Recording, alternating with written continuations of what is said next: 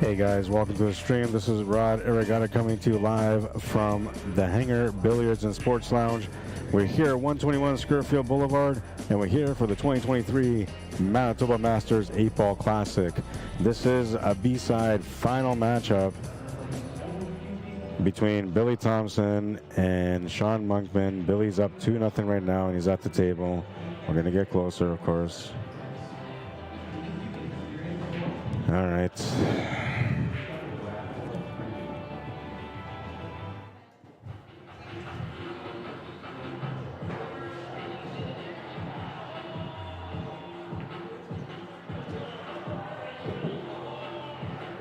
Looking to get up 3 games here.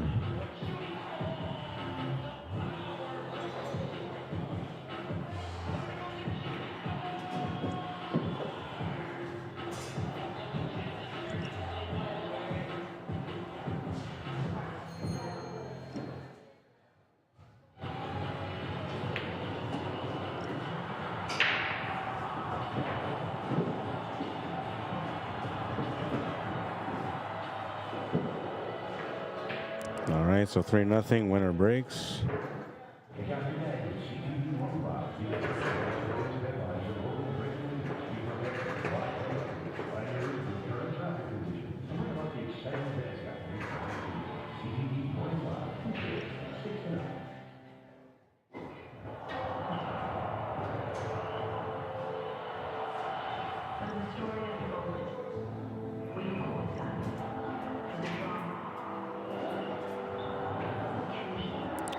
All right, and I'm going to come join you guys in here on the stream.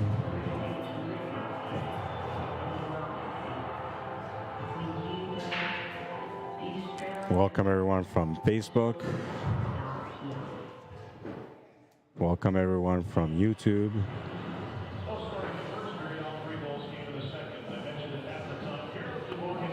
I decided to change things up. So my camera's a little laggy, but I'm going to use my camera.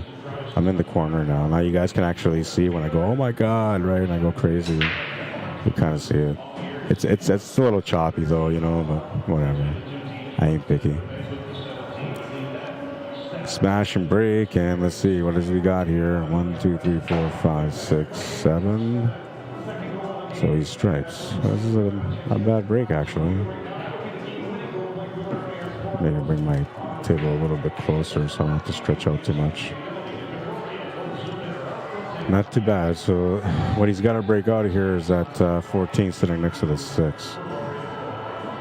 If that 9-ball wasn't there right now, and he can do it right off the hop, but because that 9-ball's there, he might have to use the 9-ball to be able to break that out. There's the option of trying to, you know, cannon off that 6-ball, but it's not quite there, so I wouldn't try that. He basically has to just spin into this 14-ball to open it up. And once he does that, he's hoping that he can get straight on that 12-ball too, because that 12-ball's in a weird spot. Trying to hold position, came off the rail a little bit harder than what he was trying to get to. I feel like he could still maybe spin his way into this, but we'll see.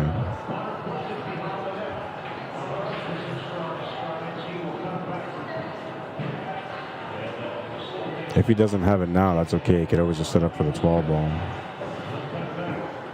So he's tried to open it up. He opened it up, but he's ended up in a weird spot here. And the only thing we're looking at now is to see whether or not this 10-ball goes past the 7-ball to the bottom right corner, which I can see on my screen that it does. It goes to that. It goes to that corner. I'm not sure though. You know, I'm a little sus on it.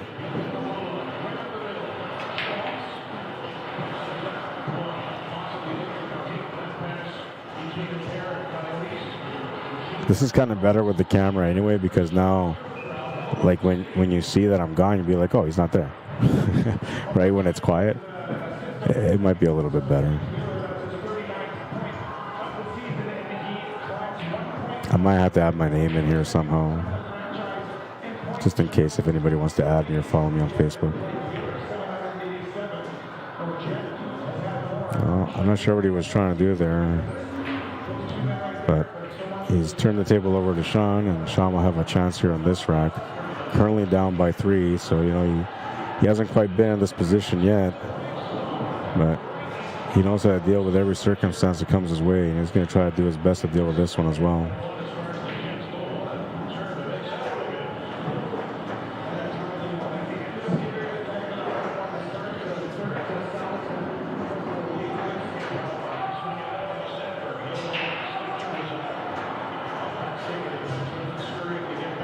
Now, the only thing I don't like about this camera thing is, like, when I'm busting a munch, everybody's going to see me busting a munch. Not good. Not good, I tell you. Just think of the Cookie Monster. That's what I look like when I devour my food in between a rack or two.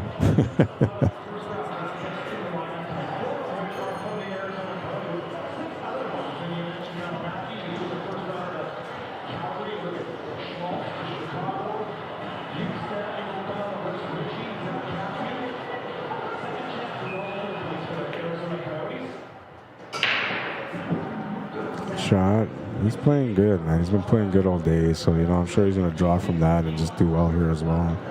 The only thing is you got to be careful when your opponent's getting up on you, right? You gets up too many games, now he's going to make it a little bit more uncomfortable for you at the table mentally. So this is good for him, you know. If he can win this game, which it looks like he's going to be okay to do so, he's going to come, you know, within 2, and then he's breaking next, right? So a chance to make it just down by 1. 3 racks isn't that much. I mean, for me, when it's like 4 or 5 racks apart, that's when it's like, oh, it's tough to come back. But I've seen some of these top-level players here at Manitoba come back from those kind of deficits too.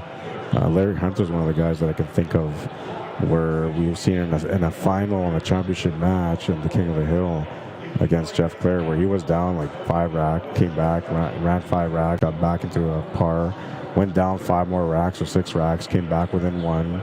And, like, you know, I've seen it, right? So I know that these guys are capable of doing big comebacks. But I feel like 4 game difference, usually that's what's going to do it.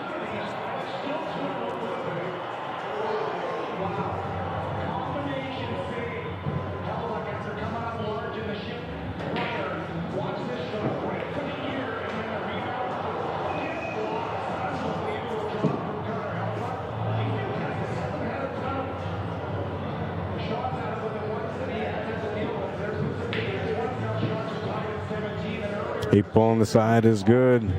3-1.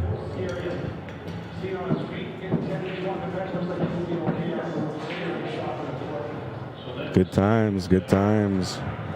This is the B-side final. It is a race to 7. Yeah, YouTubers. I gotta go over there and say hello. I don't know why it always goes to top chat. How about live chat?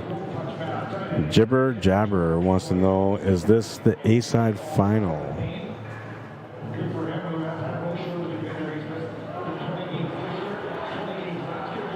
Now you're gonna see me typing slow here.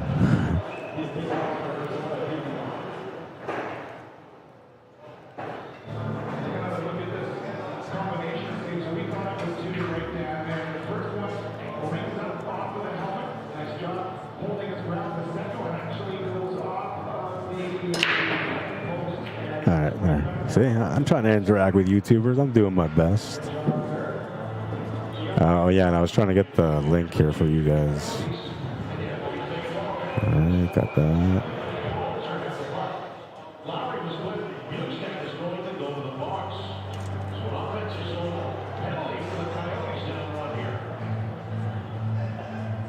All right, so the YouTube link is on the Facebook page now, or on the Facebook stream. And I'm going to pin it there for you guys. In case, if you know, you say a little bit later, I want to go check out that YouTube channel, subscribe to his channel, and now you know how to get there.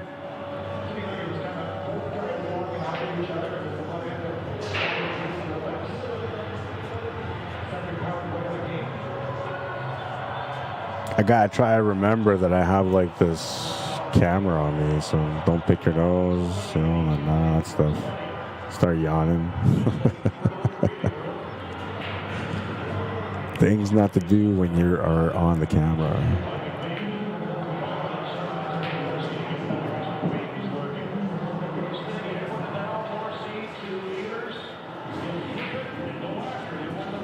Well, you guys know it's race to 7 now, so I'm just going to take that off from there.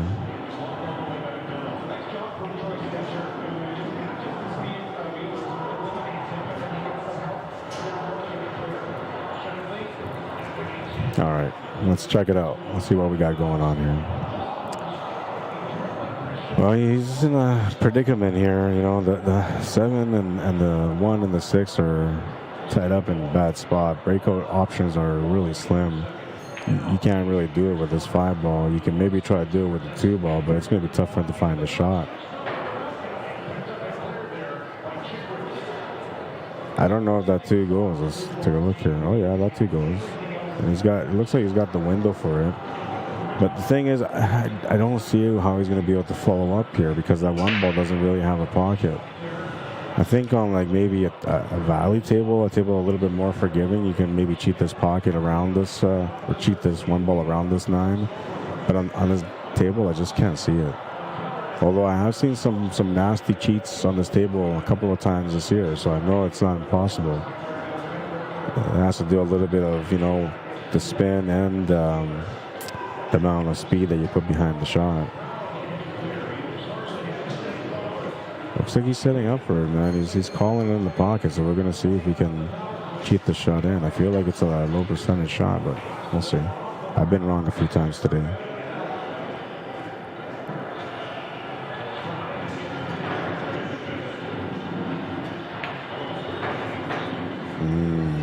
I didn't think it would go, man. I mean, I don't know. Maybe there was a chance there. Well, a turnover on that table is going to bring Billy Thompson back in action. He's up by 2 right now. Would like to make it another game ahead here if he can.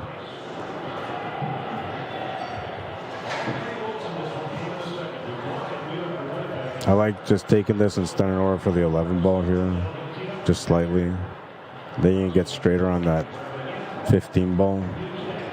You can use that angle to go back up table, so you don't have to deal with that 10 ball right away if you don't want to. From there, you can go up for that 14 or even that 13.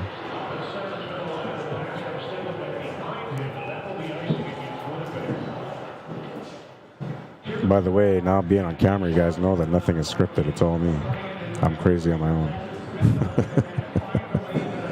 You're going to see me when I'm singing and be like, "Ow." You're going to see it on the camera, man. I'm sorry. I can't help myself when it comes to music. It's my only weakness, honestly. I can be in the middle of like a gang fight, you know, and everybody's like, "Here, take this gun, kill everyone." And somebody starts playing music, and I just lose myself in the music. I'll be the first one shot while I'm doing some sort of breakdancing or something on the sideline. Not good. Well, he's not happy here with the result. Definitely not a good result. And he's going to have to try to figure out how to get out of trouble here.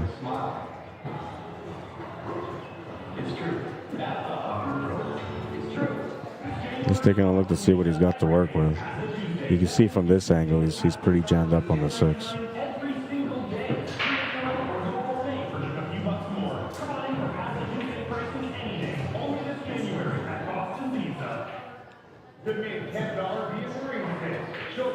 I'm gonna come back and say hi and catch up with you guys. I know there's some comments on there too, so I'm not trying to ignore everyone.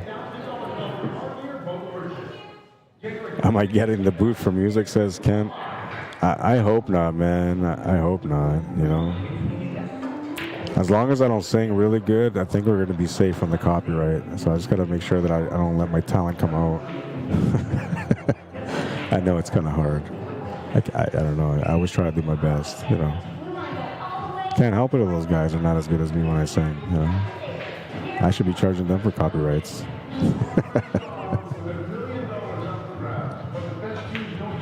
Oh, nice shot. He was in a tight spot, and he goes and makes a nice shot out of it.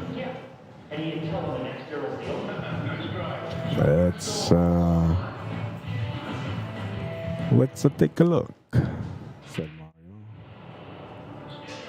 That's my Mario impression, by the way. A nice shot. Gets himself in a spot anyway. It's not a guaranteed out yet, but opportunity is knocking anyway. Bring this down a little bit. Felt like it was a little too close there.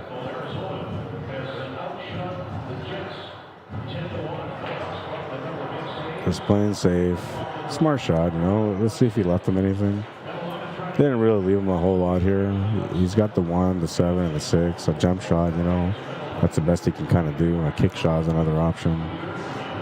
I feel like he's done all right for himself here. It's not too bad. I'd be happy with this result. And now I'm looking at this from his perspective, from Sean's perspective, and I'm wondering to myself here, do I maybe try to do the jump shot here? Do I do the jump shot on the 6? And how do I do the jump shot on the 6? Because that's the way I'm looking at it. And I'm thinking if I did the jump shot on the 6, it's a little dangerous. Because I would want to hit this straight on, right? I want to hit that 6 ball straight on so that cue ball goes forward, and then the 7 ball becomes the blocker.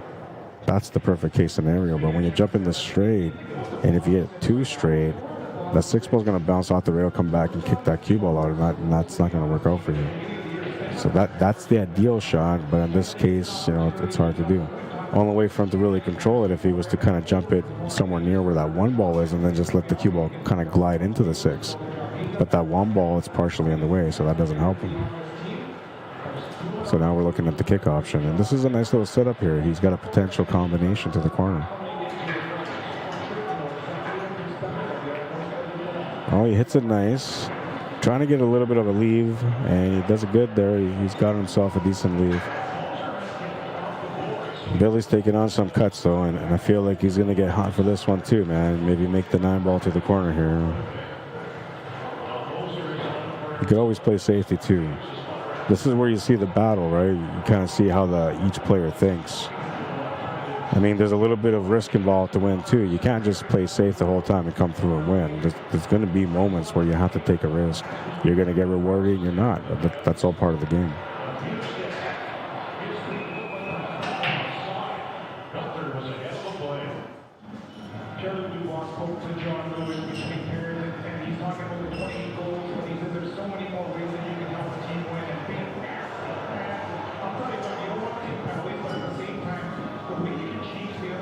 Now, let me think about this. Like, if I was going to play a safety here, how would I do it? I think I go for a mess. I think I try to play almost like a combination here. So the 9 into the 13, pushing the 13 into the 6, pushing the 9 towards the 7, and taking the cue ball up to that same rail all at once. Then you leave your opponent with the 1 and 2 tight balls, right? So you're going to have a chance maybe to get back on that table, or you should have a chance to get back on that table.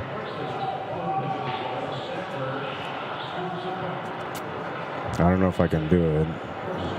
He might shoot before I can do it. So what I'm thinking here is you hit this, right? So this will go into this. They'll push it over here, right? Tie that up. You're hoping that this kind of the 9 ball rolls up and it kind of ends up like somewhere around here. So, you know, you kind of block that 7 ball a little bit too, right? And then you take that cue ball and you try to put that cue ball somewhere around here. Something like that. I'm being maybe a little bit too creative for my own good, but that's what I see. When I'm looking at this table right now, that's what I see. If I'm not feeling comfortable taking this cut on the 9, which in practice, I would take it all day long. But in competition, you know, final 3, trying to get into the top 2, I'm not sure I take that risk anymore. You know, I'm kind of looking for the best bet for me to get back to this table. We'll see what he decides to do here. Goes for the 9. Needs a little bit of reward. He's not going to get it. The 7's going to be available, and so is the 1. He knows that's going to cost him a point. And, you know, now his opponent's going to be within 1. Plus, he's going to be breaking.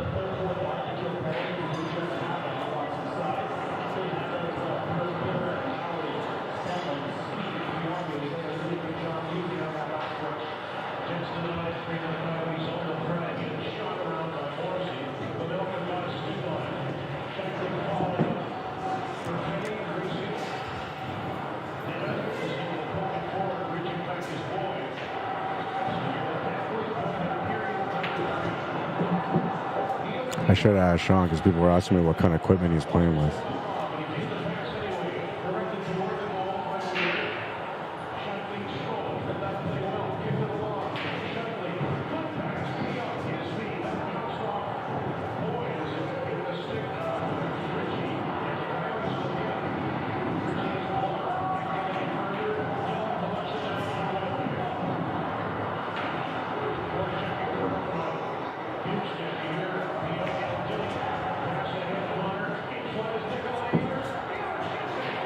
Perfect weight, pretty straight on the 8.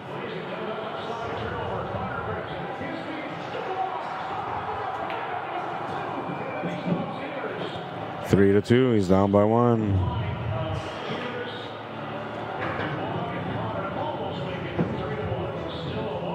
Good matchup so far. Race to 7. If you're wondering what the race is to, it's a race to 7. Wondering about the rules, let's talk about the rules real quick. The 2023 Manitoba Masters 8-Ball Classic Tournament rules are 8-ball, double elimination, winner breaks, straight races, so no handicaps, race to 7 on the A, race to 7 on the B. We're on the B side right now. It's take what you make, so whatever you make off the break, that's what you have to shoot. It's a 2-move random racking system, which we're going to talk about a little bit later when we have another example of it. Cue ball fouls only, jump cues allowed, VNEA rules, and the top 12 players are getting paid today. That is how it rolls here at the Manitoba Masters this year. And we got the trophy sitting at the bar, you know. I don't know, I might bring it and put it on the table a little bit later. It's a nice little trophy, you know. She's pretty. I'm assuming trophies are female, you know. I don't know. I don't think you say, like, here's my trophy. Look at my trophy. He's handsome. It's just easy to say she's pretty, right? It's kind of like cues. Guys usually call the cues like a female name. Oh yeah, that's my baby. She's my girl, right? my cue, I nicknamed my cue Excalibur. And I say to myself, you know, like, I'm the one that got to raise Excalibur out of the rock. I was born to dominate with it. I only won a few tournaments, but it felt like I was dominating whenever I won, for sure. I haven't played with Excalibur in a little while, but we had a little showdown on Tuesday last week, which didn't go very good. Won 6 out of 10, and the only good news is I didn't snap my cue, so that's good. Cue still exists. I'd never been one to smash one, but I thought about it, you know, I'm not gonna lie. I even thought about going out there and buying like some really crappy ones and just, you know, going out there and smashing cues for fun. Just to get the feel out of the way, you know, the urge.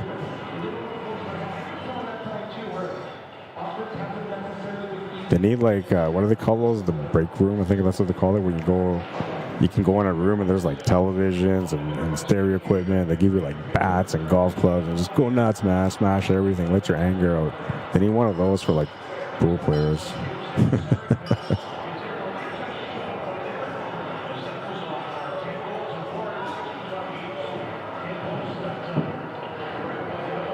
Good little shot there.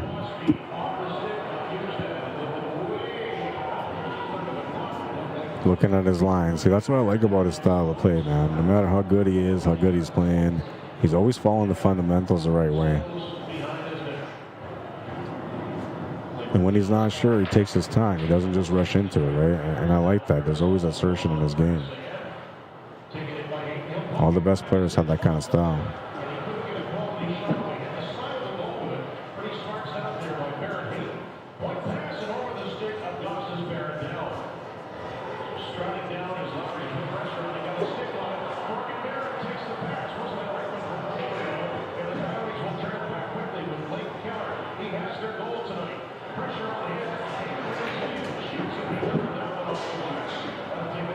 Trying to get over for the 5.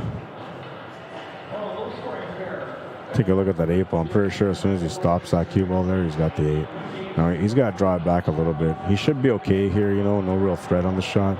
Just got to watch out not to miss it because you're trying to draw and get a little bit better on that 8-ball. All you want to do is just draw it just above this 13 ball and you're good to go.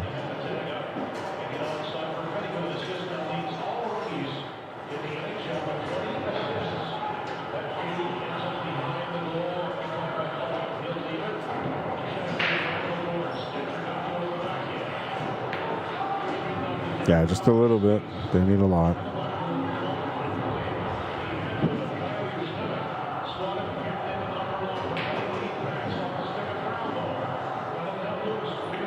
Makes the 8, ties it up at 3. They got another paint class going on here. There's like a bunch of ladies in here painting away. I think they're doing flowers or something. I don't know. I might have to take one of those classes, man. I used to like painting when I was growing up, but I haven't done much painting in my adult years. And believe it or not, my best job that I felt like I had throughout my years was like painting, like renovation painting, drywalling and painting. I had fun doing that. All right, so we're tied at 3. We're going into rack number 7 now. Sean Monkman was once trailing 2-0. Has tied up the game now at 3. He's breaking here, a chance to be able to get ahead. He's been cool, calm, and collective at the table so far, and it's been working for him. He's got this, I don't know, he's got this style to him, man, this aura to him when he plays at the table.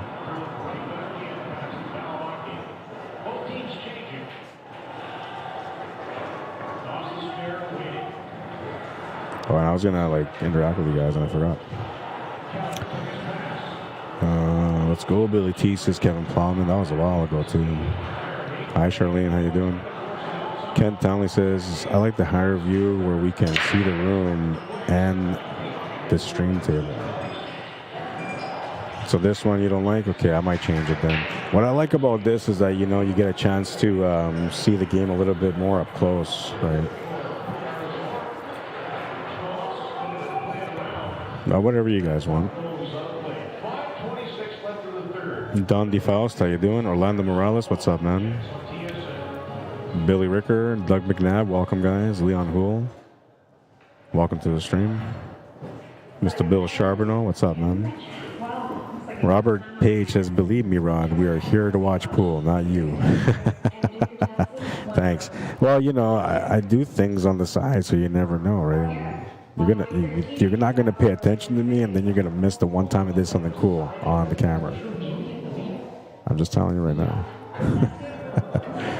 You know why I did it? Because somebody says to me, you need to put yourself there more. People need to know who you are, what you look like, you know, because there's not enough of that, right? So it's like, oh, you can see my voice, but you don't see me, right? So that's kind of where it came from.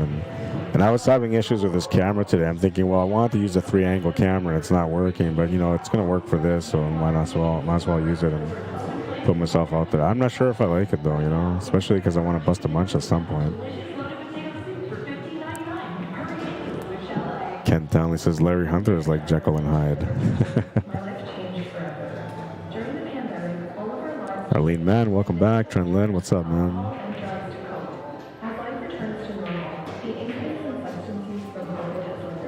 Brennan Niemanen says 1 ball rail first off the stripe. I didn't think it went. I really didn't think it went, but that's what he kind of tried. What's up, Benjamins? Yeah, too ambitious is Kent. That's the problem. You got to be careful, you know, especially when you're playing. You're further into the tournament. Being a little bit too ambitious or too aggressive could cost you the match. Was that a sad emoticon? What happened, man? Clinton Holmes says, I just subscribed to your YouTube channel, Rod. Thank you. I appreciate that, man. I really do. Trying to get to 1,000 subscribers, and honestly, it's I was told that I can't have no wardrobe malfunctions, so I can't really get subscribers that way. I'm not too much of a scandalous type either, so, you know, I'm not really going to have any scandals on my stream. So all I got is just my heart, and put my heart and my soul on my sleeve, and just hope that you guys support me. I'm at your mercy, man. But no, thank you seriously for everyone that's taking the time to subscribe, including Clinton and Brother Blake a little bit earlier. Appreciate it, guys. Regan Radke Hoko says, weird question. Is it not open off the break? No, it is not. It is not, Regan. So as I showed you guys the rules a little bit earlier, it's take what you make 8-ball in the random racking system, which we're going to see, okay? So after this rack, as soon as this rack comes to an end, we're going to show you a side view so you guys can see the random rack. And I'll try to explain it as they go along, racking it so you can understand it. So in this rule was introduced originally to me. I seen it out in Calgary for the $10,000 added invitational the first time I went out there in 2019. And I really, like, I thought it was great because it just really, like, put me in difficult situations right at the hop. And I felt like it just challenged me a little bit more, so I liked it. And I came back here and I never used it for a couple of years. I never used it, but then I used it for the King of the Hill, and I thought it was more entertaining. I thought the level of difficulty rack per rack changes all the time, and I think that makes it a little bit more interesting for the players, for the viewers, and for me while I'm streaming, right? I get to see how these guys deal with situations. So I implemented that rule, and it went really well, right? Like the players, you know, there was a couple of things they didn't appreciate about it, you know, especially because I take what you make, put them in tough spots a lot of times. They weren't able to just come in and run a table out. They had to earn their wins, right? So that's what I like about it. So when it comes to the Manitoba Masters with that rule, the reason why I put it in there is the same reason. Is because to me, this is the Manitoba Masters. This is like it, you know, this is what you play for. You know, you want to be the best in this one. I mean, the King of the Hill is good too because you make lots of money. But this is a Manitoba Masters, right? So I want it to be something that's challenging, something that makes these guys feel like real champions when they win, and the format works. It challenges these guys, and you can see like the games are a little bit slower. Why? Because each person is taking a shot at the table, right? Like it's not like one guy comes up and runs out the table the whole time, unless you got guys kind of like, you know, Cornell McLean Jr., for example, who played in the A-side final and won that match 7-5 against Billy Thompson. He's got a monster break, right? So that big break that he's got, you know, allows him to have a better starting point no matter what kind of ball goes in, whether it's a stripe or solid or whatever. He always has a way to be able to get out. It's not always going to work out, but he's got a big advantage because his break is massive. So that's kind of like how you overcome this obstacle with the take what you make and the random rack. I was going to do the random rack, and I missed it. I'll do it on the next one. All right. Sorry. I got distracted. Trying to read some of the messages here. That's right, Clinton. Yeah, he's telling Regan what it is. Take what you make. I think about a lot of things when I organize my events, right? Like I always want to bring the best out of the players. I want to see the best competition, you know, come out, and I think it's been good so far. I personally enjoy watching these streams. I go back and watch them when I can, and I enjoy the matches that I get to see. There's so many great matchups all the time. The competition is always intense too. Rack number 8, Billy Thompson to break. He's got a 1-game lead, and he's going to come up dry. And look at this table. It's a bit of a mess. Open table, though, so, you know, Sean can make something work out of this. Bryce Powell says, no, they have to take what they make. If they make one of each, it's open. But if they only make high or low ball, they are those. Correct.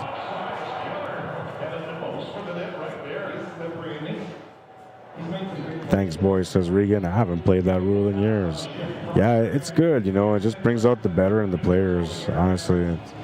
And it also gives, like, it gives the players that normally would not have a chance against these top-level players a chance, because when these guys come up with a pattern that just sucks off the break and they got to deal with it, they're going to turn the table over. And that guy's going to come in with maybe an open table, maybe a ball in hand.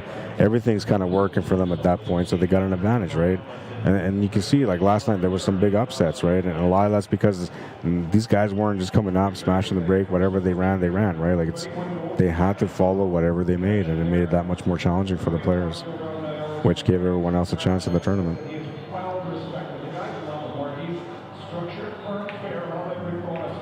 What's up, Joey? Hey, man, you made $50, by the way, Joey. Do you have an e-transfer, or do you want to pick it up if you come out next week? Whatever you want. I got your $50 though, man. Top 12 made money, so you made $50 for being in the top 12. Paint it up, haha, says Clinton. I love painting, man. When I do in renos and I'm painting a house, it's like therapy, man. I mean, pool is therapy. So when I'm feeling stressed out and that kind of stuff, I go out to the pool hall and I reset, man. I find my zen.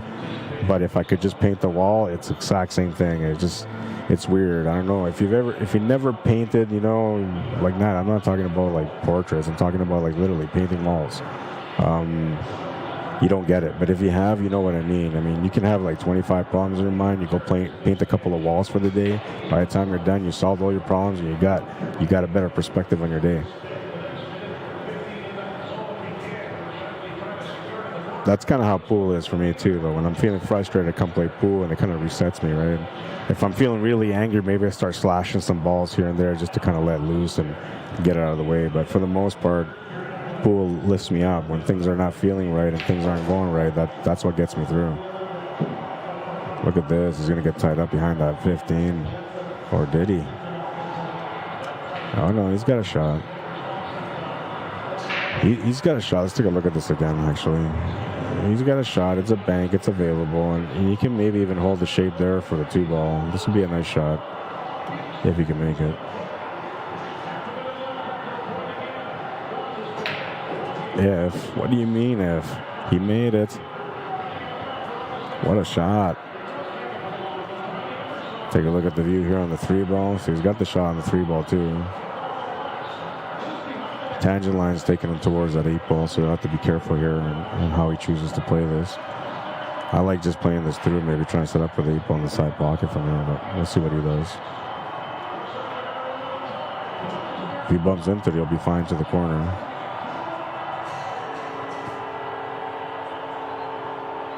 The Jets win again.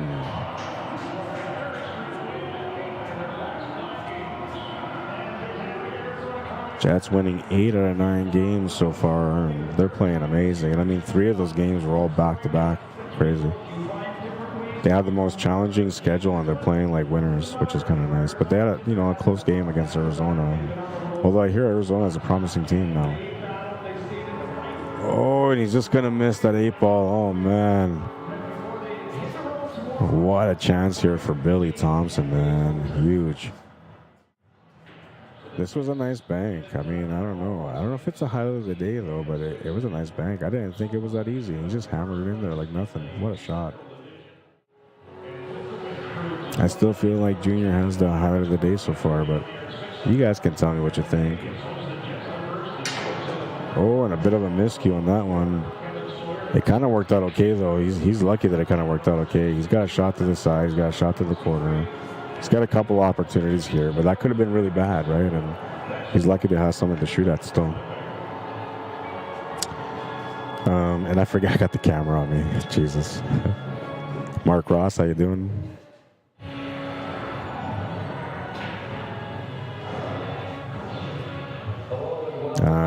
Ken says, I like this one. You normally have one where you can only see the table. Yeah, so normally I bring that a little bit closer. But I get it, and I think the reason why I bring it closer is just because it makes it a little bit easier for me to see the color on the ball. Sometimes I can't tell, the 4 and the 8 or the 12 and the 15, or the 10 and the 12. I don't know. It's not old age. I'll keep saying that. It's not old age. Hey, Laura Berg, how you doing? She says, hey, Rod, how's it going? It's going. I'm on 4-hour sleep, but I'm a machine, and I go, the Energizer Bunny, the pool version.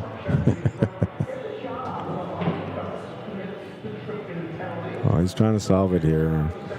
He's got to play up table now. He's got to deal with that 15 ball. He doesn't really want to break this 9 ball out. He wants to get above it.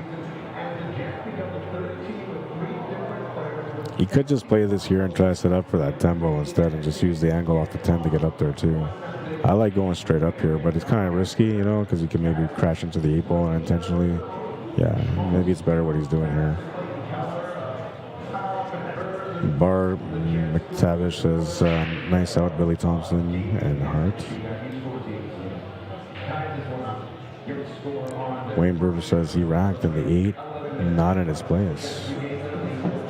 I didn't see that. I'll have to pay attention to that. Thank you for noticing. Yeah, the 8's supposed to be on the spot. That's why you get the 2 moves, right? Because you're supposed to be able to move it to the spot where it belongs. It must have slipped his mind,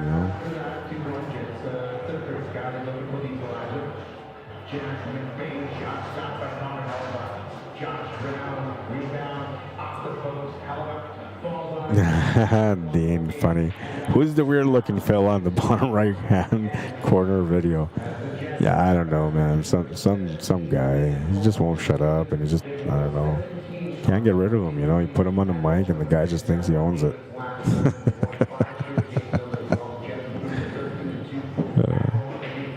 You're funny, Dean. How do I ban people on YouTube again? Just kidding. I'm kidding. I wouldn't do that. I'm not that kind of guy. I don't go on power trips. I had guys try to mess with me too, man, but I'd never gone on power trips, man. You don't do that.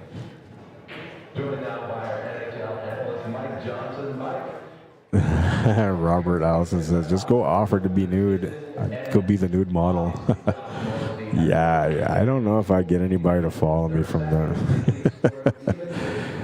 Oh, no, he missed a shot to the corner. Crazy. So it's starting to get late for these guys. They're starting to wear down. You know, it's a lot of pool, a lot of thinking, especially with the take what you make and random racks. Robert Griffith says, Rod, show the cute picture of your son and tell people that if they like his picture to subscribe your channel. All right, I'm good with that. Dean's laughing at me. I'm a clown, man. I'm a clown. All right, so Sean's getting good time for me to do it too. They tied up the game here. We're at 4 now. Yeah, so this is my son. Give me a second here. I got a cough. Talking too much, you know, it's building up. I have no water either. Why does it with me not having water in this place? It should be like automatic. Yeah. I gotta mute my mic too because they're gonna put music back on again, and I don't need the copyrights. I don't want the copyrights. All right, let me get rid of it. All right, safe. All right, so here's my son. Here's a picture of my son. His name is Che. And you may feel how you feel about Che Guevara, but to me, I just named him after Che Guevara. I wanted something unique. I feel like Che Guevara was a figure that, you know, had some great leadership skills. And, you know, maybe that's something that can make this child become a difference maker in the world. So that's kind of the way I went with it. But this is my son. His name is Che. These are Christmas pictures. He's just a little guy. I seen these pictures last night. And I just came home just to love him and give him kisses, man. And he's my little world right now. I mean, all my kids are, but he's the new one, right? So it's like the new toy. It's not really a new toy. He's my little man. He's my homeboy, you know. Right there, he's striking a pose. Like, what are you talking about, fool? Yeah, he's a cutie, man. And this is probably my favorite one right here. You know, it almost looks like it took a bite out of that cookie for real. Awesome work, honestly. Nice pictures. But yeah, that's my son, you know, and if you guys can see the goodness in me through him, then you might subscribe to my channel. And if you can see it through here because you know that I'm a good guy, man. I try. All right, so we're still waiting. It looks like Billy's on a reset. Sean is back now, and he's going to rack them up and get that ready. And I'm going to kind of sit here and get ready for the moment, too. I kind of need a water, though, right? But yeah, I know that's my son right there. Make sure you guys, you know, subscribe to my channel. And in a sense, you're kind of helping him out too, right? Because, you know, the future is all about them. I'm trying to build a future for everyone, including them. And who knows? He might be the next CUESPORTS Live guy from Manitoba. Who knows? He might be the one that takes over when the old man can't do it no more. Gonna have to teach him though, right? We're gonna have to sing a lot of Barry White throughout his early years, trying to develop his voice and get him ready. That's how I did it. No, I'm just kidding. That's not how I did it. Somebody out there's like, I gotta download some Barry White right now. I'm gonna start streaming. Don't do it. Your wife might like it, you know, and might be a little bit happier at home. It's not gonna change your voice. This is natural, man. God cracked my voice the right way, I guess, you know, when I was growing up. Smash and break, but he lost the cue ball, so that means it's going to be an open table. And Billy Thompson's coming up to the table. He's going to get onto that right now. I need to get a water, so I'm going to go grab a water. I hope you guys are okay with me abandoning ship right now. And well, I'm not going to be here, and the you know, the music's back on, so I got to make sure I protect myself from the copyrights. But you're going to see that I'm going to leave from here, and then I'll be back with the water. Probably a big smile, because I'm always smiling. All right, I'm out of here. Check out the empty space. Not that you guys are really looking at me on the camera anyway. I know better. I'll be right back.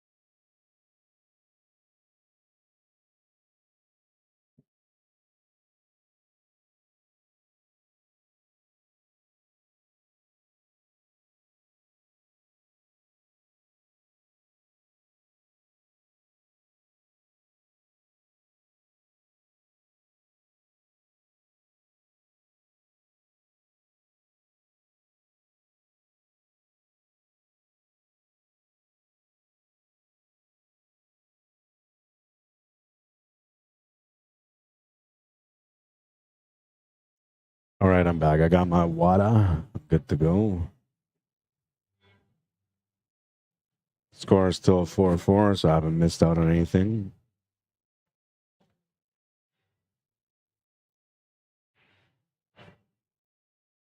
A bit of a safety battle now. This is kind of like the pivotal point in this match, right? Winning, whoever wins this game is going to be so important.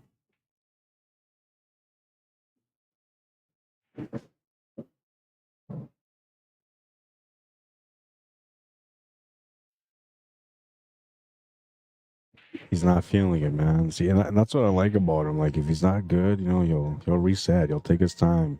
He won't just go down because he knows he can make the shot. He's got some really great discipline.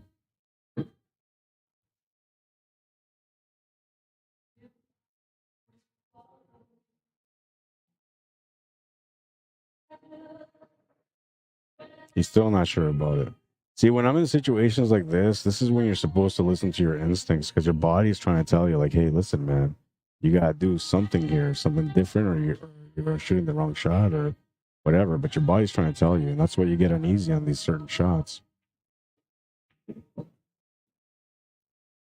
See, and he wasn't feeling good about it. And look at that. He came up short, right?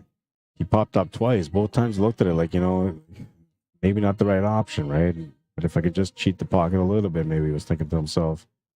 And so now he's kind of turned the table over, but he's done it in a good way. You know, it's kind of a two-way shot. He missed, but he missed on the pro side. He didn't give anything for Billy to shoot at. I am looking at the possibility of maybe a quick jump here. You can quickly jump over that 11 ball and pop that 4 to the side. I don't think I will go for the jump shot on the 6 ball because, you know, the cue ball is going to travel a little bit further. It's going to arch, and the bounce is going to maybe make it jump off the table. So I'm not sure that's the way you go. He's going to call a safe. He knows there's a bit of a mess here, so there's no need to do anything heroic like I was trying to do. But, you know, not everybody's adventurous like me. I don't know. If I'm at the table, I'm probably playing totally different than the way I'm talking right now. I think I'm starting to give into my lack of sleep. The zombie has taken over.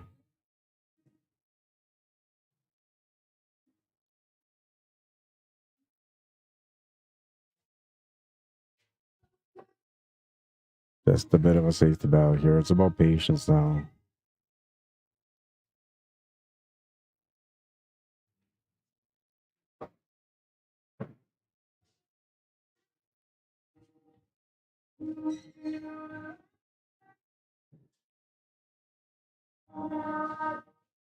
See, and he's not feeling comfortable about this either, so there's something there, right?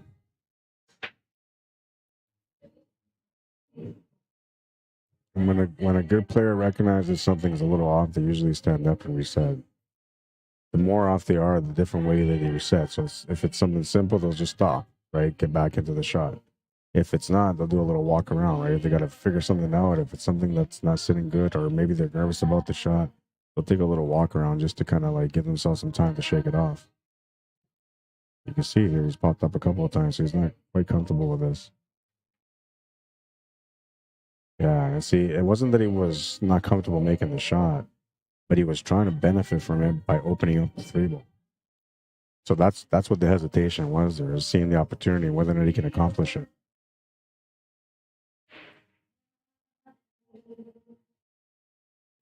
So a big break here for Sean. Now he's got a wide open table. The only ball that was sort of tied up is open now, and he's just potted it.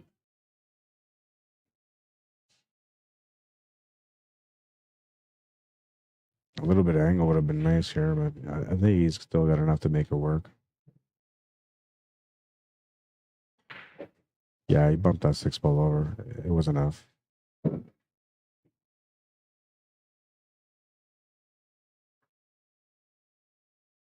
Oh man, they're playing some November Rain from Guns N' Roses, and you know, I'm gonna start howling right away. I'm gonna try not to though.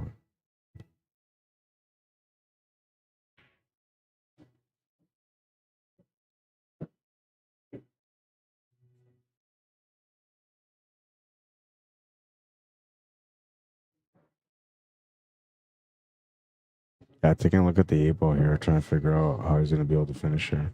I don't think it goes past that 6-ball to the bottom left corner, so that's why he's looking to see when then he can just make it if he stops dead before the shot, or if he's going to have to bank it, or maybe break it out.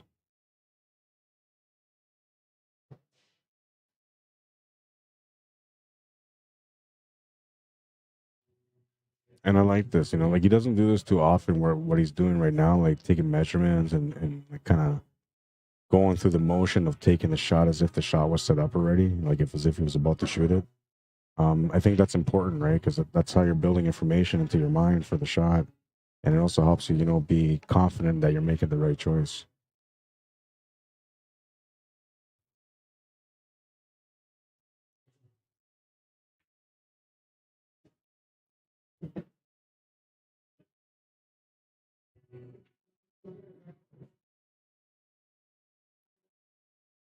So now he's got a little bit of an anger here. He could take a stab at trying to open up his 8-ball a little bit more if he really wanted to.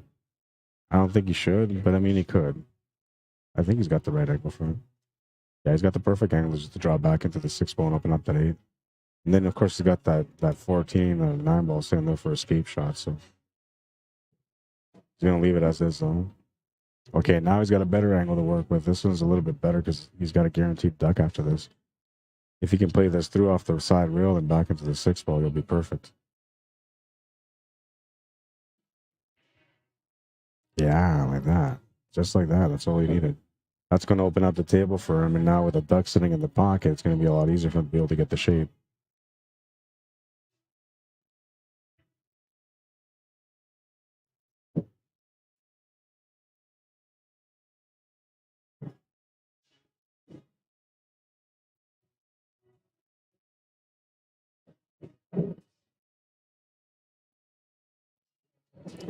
He's got the lead, 5-4. He's breaking next in rack number 10. A chance to get on the hill first if he can make a ball and solve the puzzle, whatever that puzzle may be. I have to adjust myself there. What is this? Drone Arlen. No idea what you're saying, man, but you're spamming on Facebook, dude. Why are you doing that, man? I'm a little offended here. Why are you coming up to my stream and doing that, bro? I want to delete, but I have no idea what he's saying. Okay, I'm just gonna delete it, man. Because delete comment. Delete comment. Drone Arlen, if you don't smarten up, post anything like that again, I'm gonna have to remove you, man. It's spam, says Bryce. Okay. Well, that's the first time I've ever gotten spam on one of my streams, so I don't know what happened. But did I make it? Am I famous? That's the only times you see these guys going in there trying to spam bot you, right? I know I'm not.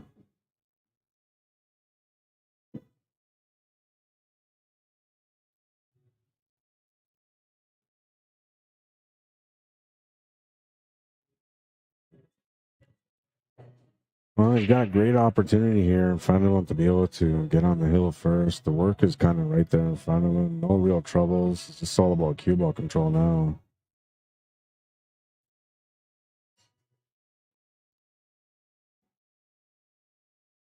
There's a little bit of a puzzle, I guess, slightly. You know, just that one ball, but really not that big of a deal.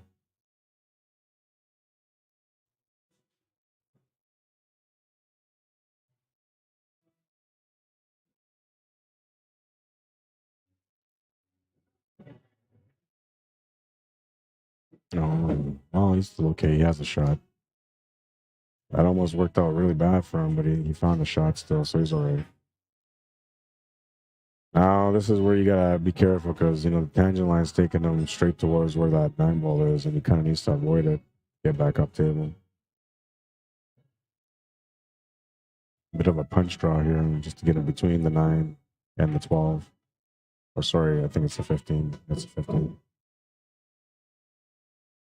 Yeah, so he didn't want to hit that 9-ball. That changes it all right there. That's plan B now coming into effect because that was not part of the plan.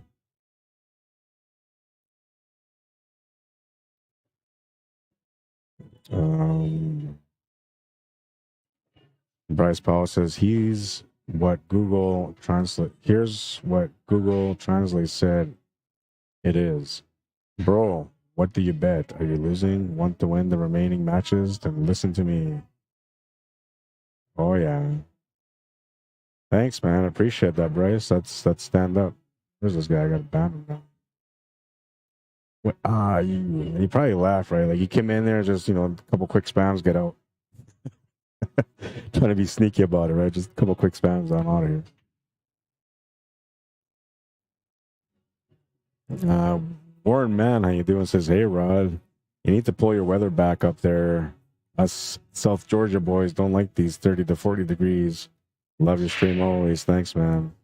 We like to share, right? Canadians are nice, so we share. We got a lot of cold weather. We got too much of it, so maybe the rest of the world needs some of it. We don't want to be selfish. How about you stop being selfish and give us some sunshine? Trying to meet you halfway here.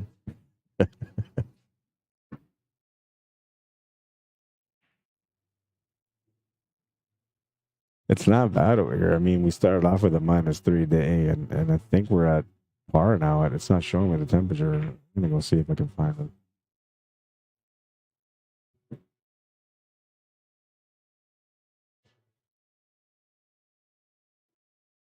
-4 right now, so it dropped 1 degree. -4 Celsius. You're not the only one.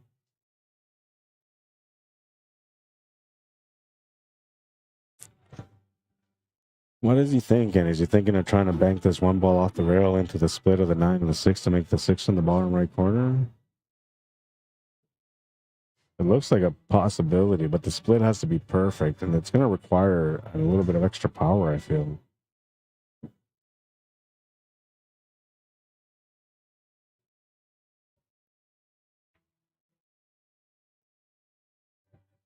Played that gently, and it's not going to go in.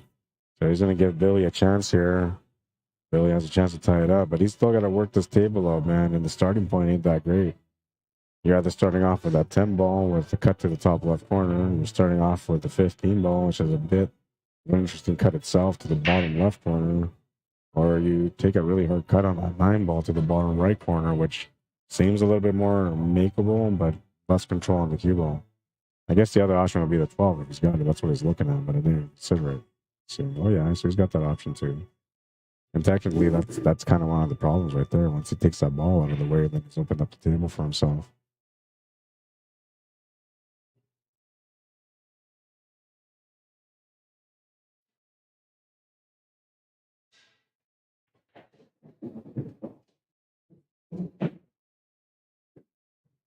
Oh, he's opened up the table now. Looks like he's got the shot on the 9 ball too, and the 9 ball should be able to give him the angle to come back across for that left and 4 or that 11 and 14. All right, so he's gonna go with the 10 ball instead. All right, not a bad choice.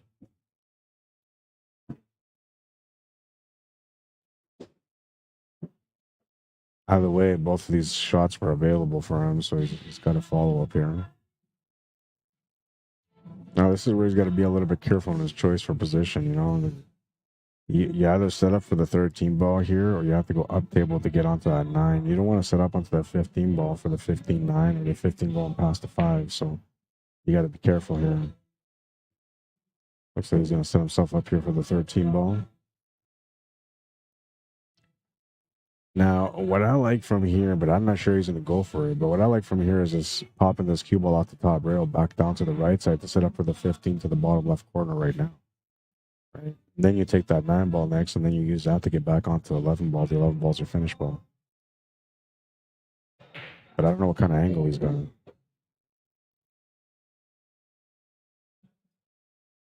He's played the option on the side pocket here. Let's take a look to see what it's like. He still has the option for the 9 ball, so he doesn't have to commit to making the shot to the side. And I feel like the shot to the side, it's a little bit more difficult than I would like to address or deal with at this moment. 9 ball might still work, though. You can just get in there, automatic angle going towards that 7 ball.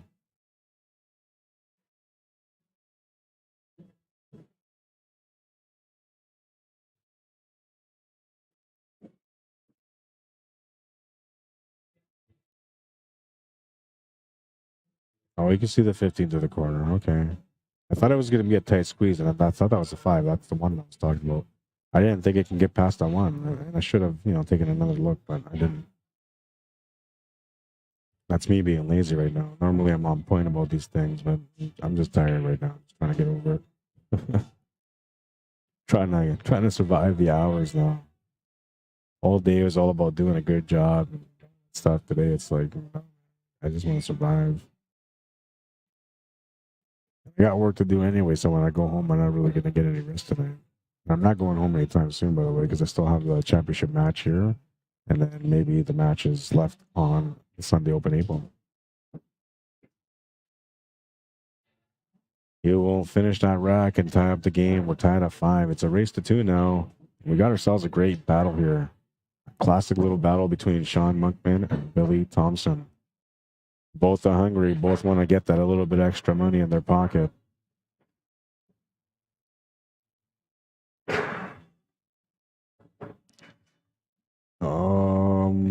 Dan Anderson wants to know, hey, Rod, are you done for the night after the 8 Ball Classic? Well, I am and I'm not. All depends on whether or not there's any more of the Sunday Open. If there's any matches on the Sunday Open, I'm going to keep streaming that. If they're done, then there's no point. I'll just call it a day.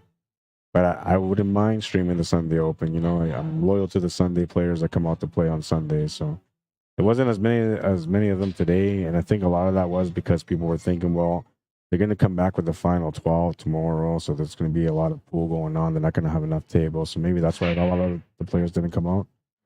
Sure, at least I'm hoping that's what it was. But we'll see.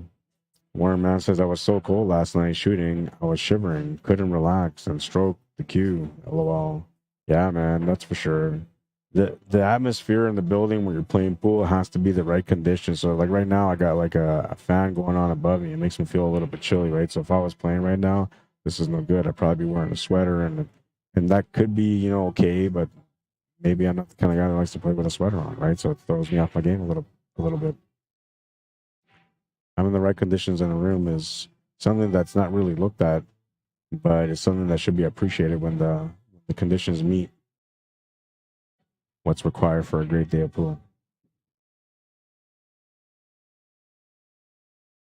I remember we came in here one time and they had like the furnace went down.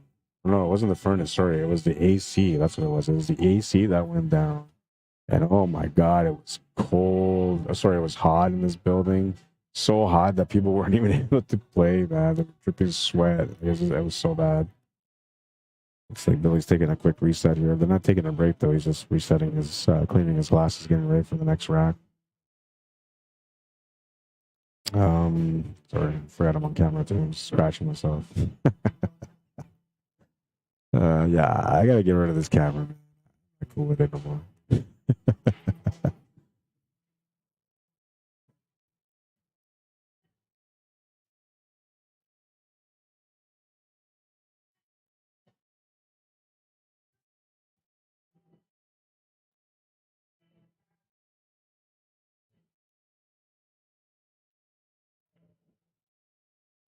All right. Rack number 11. And looks like a dry break. So Sean Monkman will come up and try to make the magic work on this table. Would like to get on the hill first, that's for sure.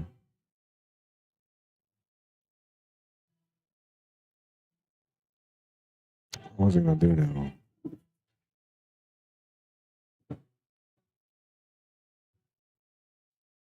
There was something I was trying to do and I forgot.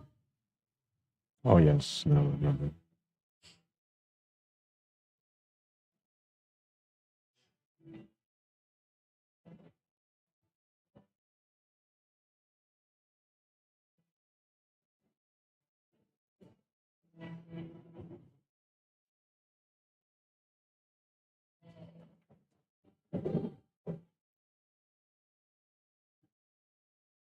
All right. Took care of that.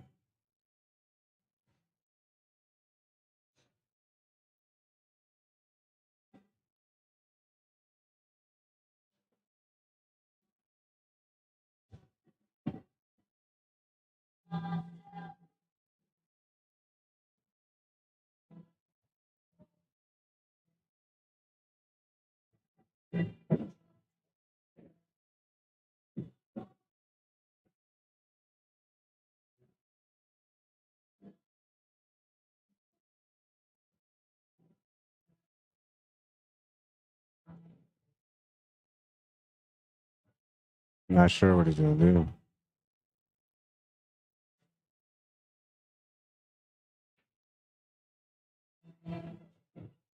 Pretty open table. I'm not sure what he's gonna do about that. I guess he can just try to play shape for the 1 or the 5. Or wait, he's stripes. Okay, I thought he was stripes at first. Then it looked like he was playing solids. That was a nice shot. I don't know if I got it. I don't think I did. That was a nice little cut shot though. Reverse cut.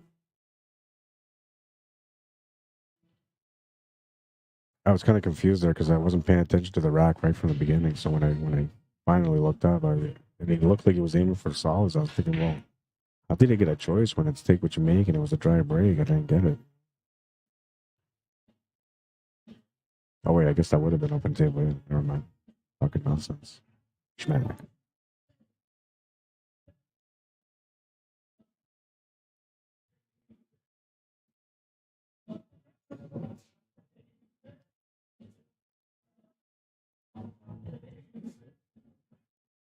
You're welcome, Dan. You're very welcome, man. Bryce Johnson says, if I have a sweatshirt on and go to break, I usually hook the pocket with my thumb, so hate shooting with a sweater on. Yeah, it takes a little bit of an adjustment. And then another thing too, like I have that like a sweater or hoodie that has the pocket in the front, you know, where you like the double fist pocket where you can put whatever in there. And so when I go practice and play, sometimes, you know, I'll carry like my wallet, my phone in there, whatever else, and I'm playing, and then suddenly like I'll feel the sweater just swishing in and moving balls, and like, oh my god, you know, it's a bit of a nuisance, man. If I'm feeling like, you know, just shooting some racks for fun, no care, then yeah, I might just do it that way, right? I just put on a sweater and get over it with it. But normally when I'm playing pool, I don't wear sweaters and I don't like wearing jackets. I know lots of players that play like that. I don't understand how they do it. I guess is what you get used to, right?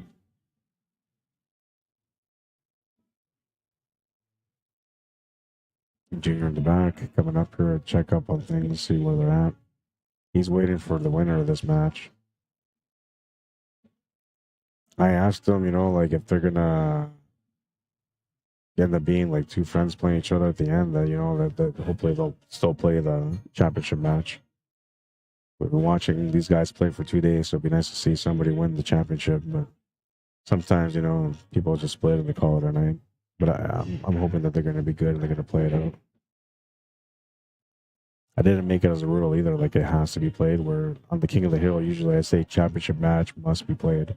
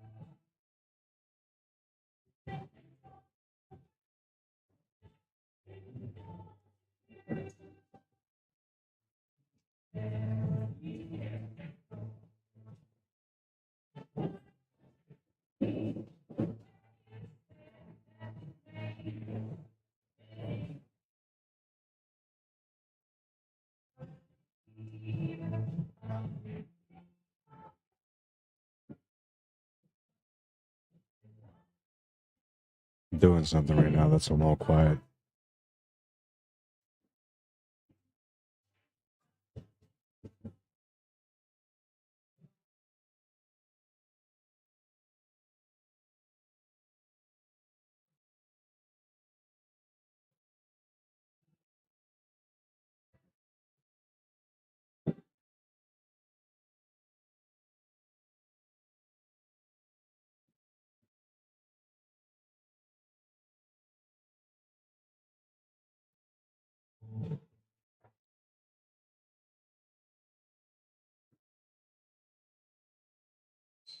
I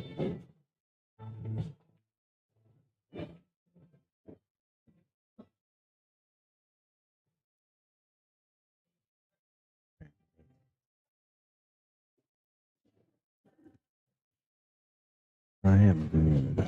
Put your bag.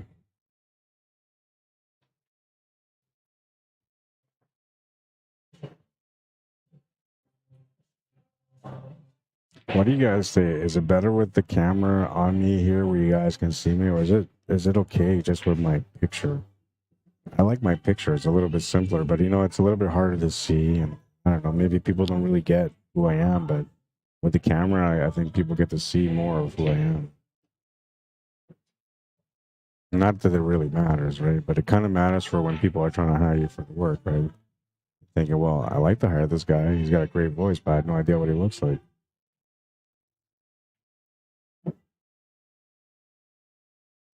Carving out the win on this one.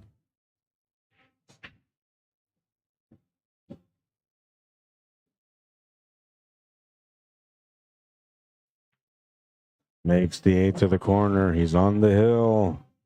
6-5, the current score, and he's breaking for the match. First one on the hill. First one with a chance to win the match. Can he do it?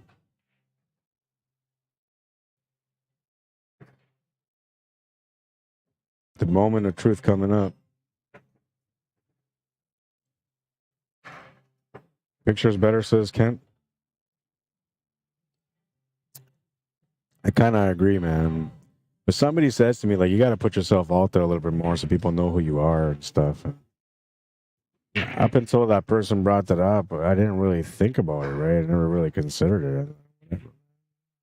People know who I am. I'm Rod Arriagada. Right? But yeah, so you made the point. And then the only reason I tried it out today is just because that camera was kind of acting up on me. So I figured, you know what?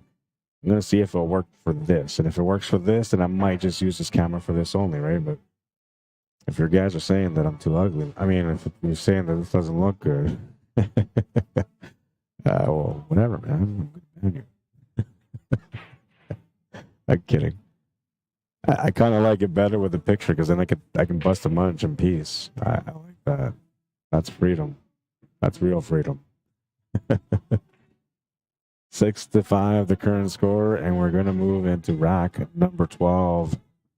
Billy Thompson to break, looking to close out the match on this one.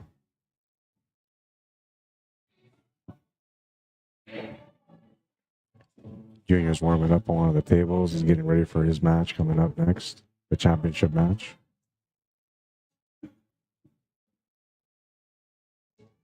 You guys are enjoying the coverage and you're enjoying the matches, which are nice. There's some great matches, man. Maybe you guys can like and share the stream right now and get some more people in the room so they can come in and witness the championship match of the Manitoba Masters 8-Ball Classic. Winner of this match versus Cornell McLean Jr. Oh, man. A dry break, and, well, it's kind of, you know, fortunate, I guess, that cue ball didn't scratch, but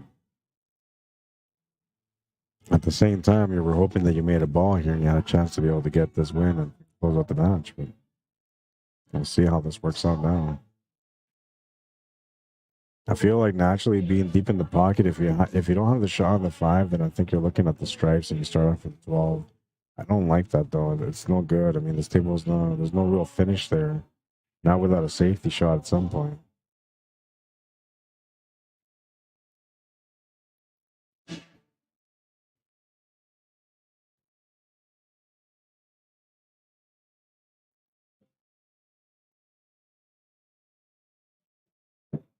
Makes the 12 to the side, so he's going to be stripes now.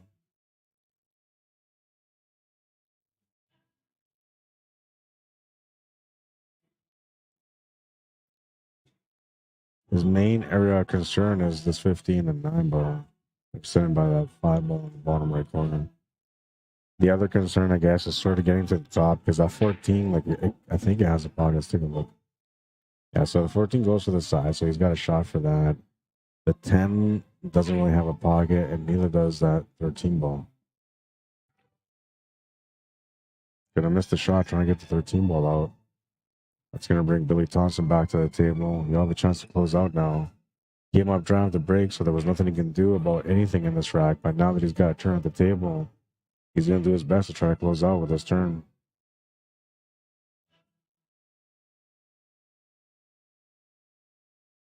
It's a difficult table for him here too, but you know he's got a little bit of an advantage here when it comes to the 8-ball because you know everything's kind of around the 8-ball.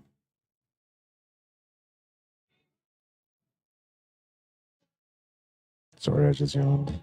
I'm getting tired. Slept 4 hours last night and barely got 5 hours the night before, so I'm on 9 hours of sleep. Yesterday I streamed from 11 o'clock in the morning until like 12:30, almost 1. I got back home by like 2, just after 2. I think it was just after 2 by the time I got back home. No, I'm lying. It was like 1:30, quarter to 2 when I got home. And then I had to do work and I didn't get a chance to sleep, so that was a long day yesterday. And today I've been here since 11 and now at 9, so I'm going on to another 12-hour day here. And this time with 1 hour less of sleep, so you're going to see me just pass out at some point. It's going to be embarrassing because, you know, for the first time ever, it's going to happen while I'm on camera. Usually it happens when, you know, I'm on the mic and it's all quiet. Yeah, I'm snoozing. No, I'm really not. I don't think I've ever slept on the job, but there's been a couple of times where I've been dead tired, you know. And Red Deer was one of those ones where, you know, we're doing lots of work every day, every night, you know. I remember both Ben and Grant were just done, man. They were so exhausted. And I felt like I could still keep going, but eventually I felt worn out too. Being on the mic was tough a couple of those days. And that was my first experience of going out to like work streaming for 2 weeks, right? That was a lot of extra work. I'm tired today.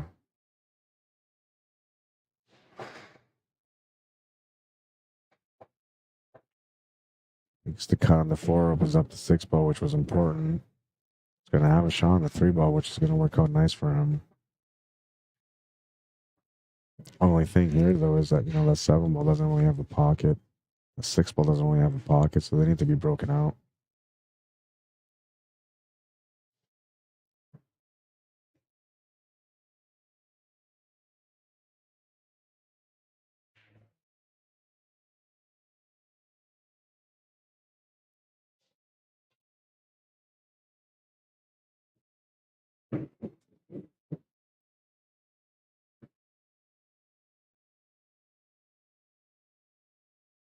Picture.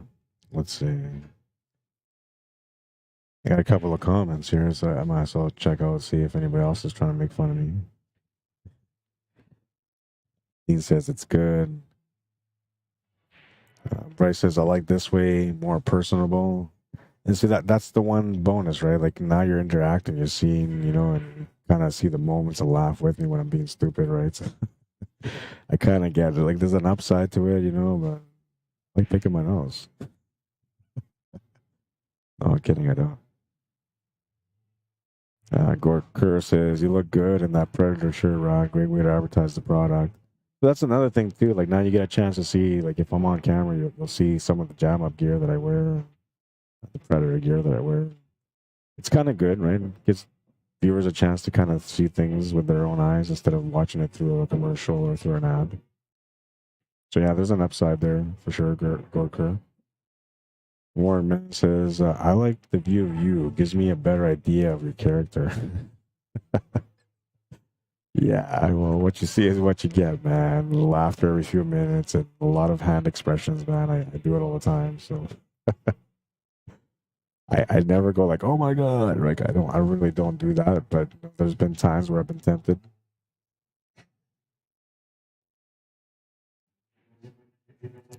Gore Kerr says the 8-ball was not in the middle. Interesting. So that's the second time. I gotta pay attention to that rack. Big C Pinchback says, I prefer the live. Makes you human. Oh, it actually does a little bit, right? I don't know. I'm not just a voice anymore. Yeah, I kind of get it. Like I said, I kind of like it and I kind of don't. Maybe I'll do it like on and off here and there, right? Dixie says sleep is overrated. Yeah, it feels like it for me anyway. I remember being a kid growing up, and parents would say you gotta get 10 hours of sleep. If you don't get 10 hours of sleep, and I'd be like, wow, So I do my best to sleep. Come on, get him something. Get him something. Oh, did he get it? He might have. Now, I'm not sure if he's got the shot or not, but if he does, he actually has a great angle here to be able to maybe get right back to that 6-ball, make the 6-ball in the same pocket. This was a shot. This was a really good shot. Draws back here for the shot on the 6-ball. He's got a cushion ball here with the 10-ball, so he can make the shot and hold up shape here for the 8-ball. The only thing he's got to watch out for is just not to end up behind the 10-ball where you can't see the 8, right? But it shouldn't be a problem, I don't think. I feel like the 10-ball's going to bump up. Well, he's just going to drop the cushions here for the 8-ball. Smart shot. Here I am trying to, settle for what I got, not trying to force anything. And he plays this beautiful shape shot for the 8-ball. Nice and simple, too.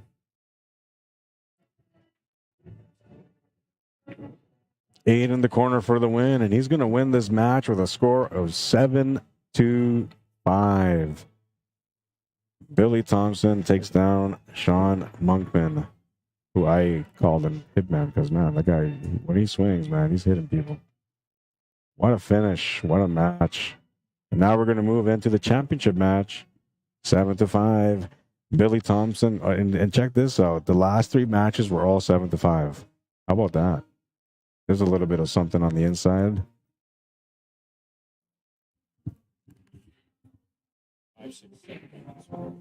Take a quick breather, just for literally, it won't be 10 minutes. I won't stop the stream because I only have the one match right now, so I'll just keep it going.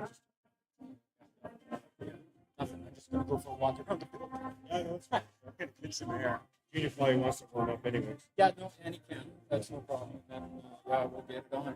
All right. All right, so I gotta set up the score. Billy needs a quick breather, so we're gonna give him a chance to have a breather here. We'll set up the scoreboard. I gotta go update the challenge bracket anyway. 7-5, 7-5, and 7-5 the last 3 matches, man. Well, and this will be like a true championship match because there's really small chance here that these guys are probably not going to split at all. They're just going to play it right through. First and second, that's what they're going after. I got to go pay Sean and take his picture too, so I'm going to go do that. I got to update this challenge bracket. And what I'm going to do also is I'm going to, play... Yeah, I'll do compilation number 2 right now. So this will be a good filler. It's about, a minute and a half or something like that. A good filler in the meantime while Billy's stretching the legs and trying to get a reset. They'll give me a chance to update the scoreboard, take a picture of Sean Monkman, and pay him for finishing in 3rd place. A great performance, man. Honestly, nothing to be ashamed of. You played really well. It's just a couple of little things that happened there that changed the outcome of the match for him, but nonetheless, a great effort.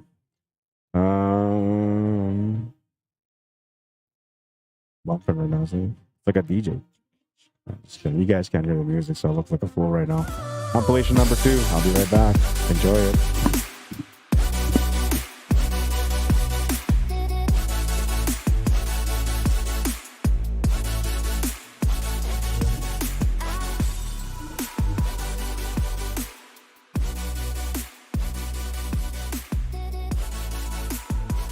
Oh, nice shot.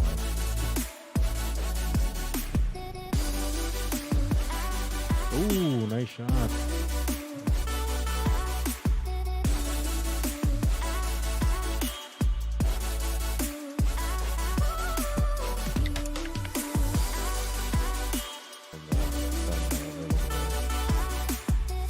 Like the combination, what a nice shot that was. Goodness, it went. What's that? What's that? What'd you say? What? I'm trying to run into that 6-ball intentionally, cutting this ball into the corner.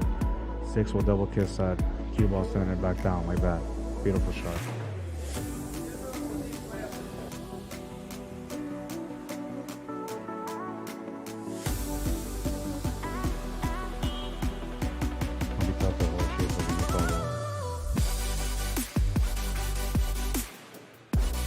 edge over from the 6 would help.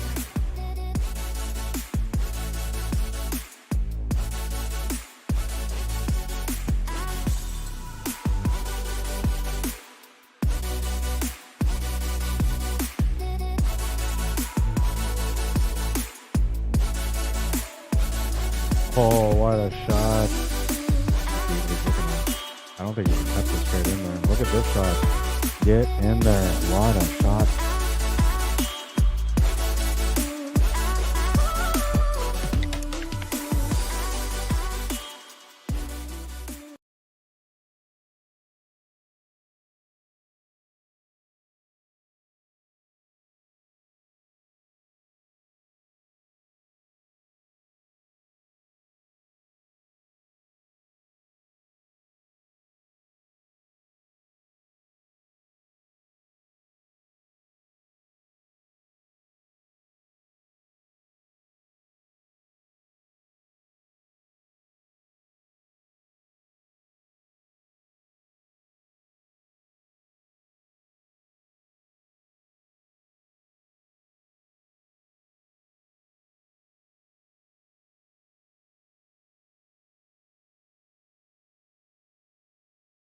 All right, so they're having a bit of a discussion. I hope you guys enjoyed highlight reel number 2 or compilation reel number 2. I'm going to set up a mic here. I'm going to ask both these guys a quick question, what their equipment is. And there was one more question that somebody asked, but we're going to ask that maybe for after. And I'll set that up real quick right now before these guys get started.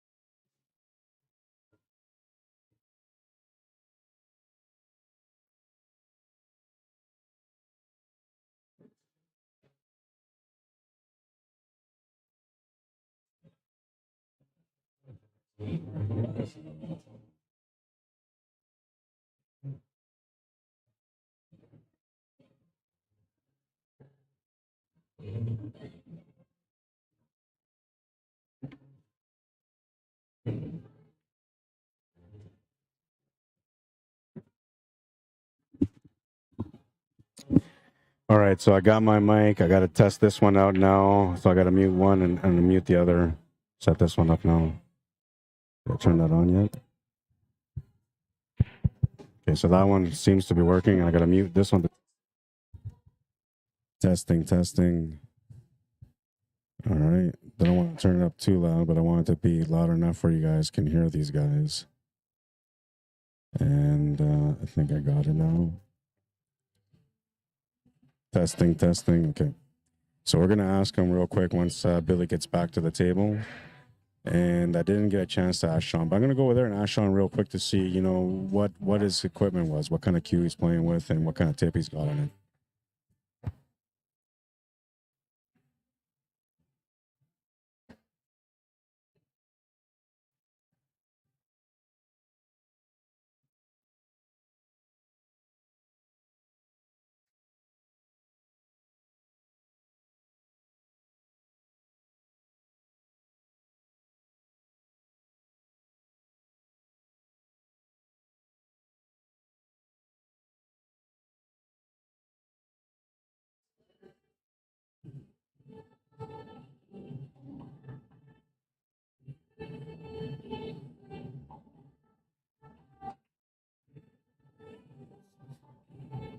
All right.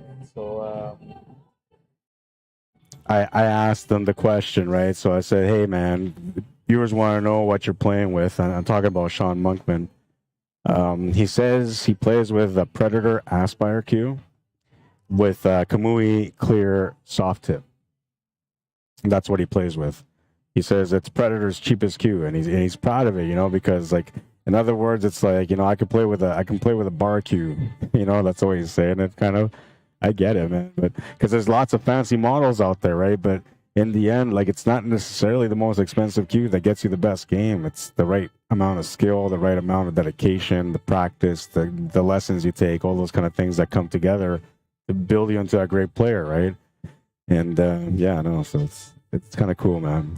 Junior's waiting for Billy to come back. I'm waiting for Billy to come back too. He's just needing to stretch his legs. So I didn't want to stop the stream because it's, you know, the championship match, and there was only one match prior to this, so I didn't want to stop it. But I wasn't expecting Billy to take a big break. He said he was just going to walk around the building real quick and stretch his legs, so I'm sure it won't be long. And it's only been a couple of minutes. You guys got a chance to check out, you know, compilation reel number 2. You got a chance to know about their equipment. Looks like Billy's coming up to the bar now, so we're about to get going here right away. And we'll ask these guys what they're using for pool cues, or pool cues, and what tip they have. Do you have any other questions that you might want to ask both these guys pre-matchup? If you have a question for these guys, this is the time to do it. What is your question? What is your question? What is your question, man?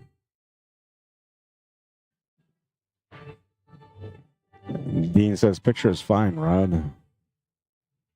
Yeah, picture's all right, you know. I don't know. I kind of like this, you know, because, you know, like I said, there's some to it, right? There's a little bit of value to it, but then, I don't know, like, it feels like it's more about me, and I didn't want it to be about me. I'm the tool behind, you know, the journey, but I never really wanted to be like the spotlight around me. But I get it, like, it's my voice, right? It's my setup, my streaming, my creativity, right? So it in a sense, it kind of is about me, but in the end, really, the reality of it all is I'm the smallest part of this, man, because the pool players are the biggest part, right? Without them, I'm just the guy that's, you know, streaming something totally different. Maybe I'd be streaming, you know, people playing marbles in the corner or something. I don't know. All right, so Billy's back. We're going to take this over there and ask these guys real quick. I'll be right back.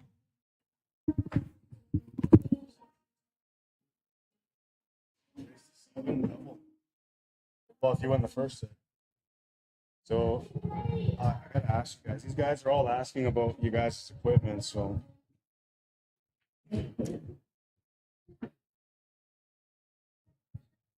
all right, guys. So I'm gonna ask them real quick before we get started. Billy, you're almost ready? Yeah. Junior, you want to give me a minute of your time?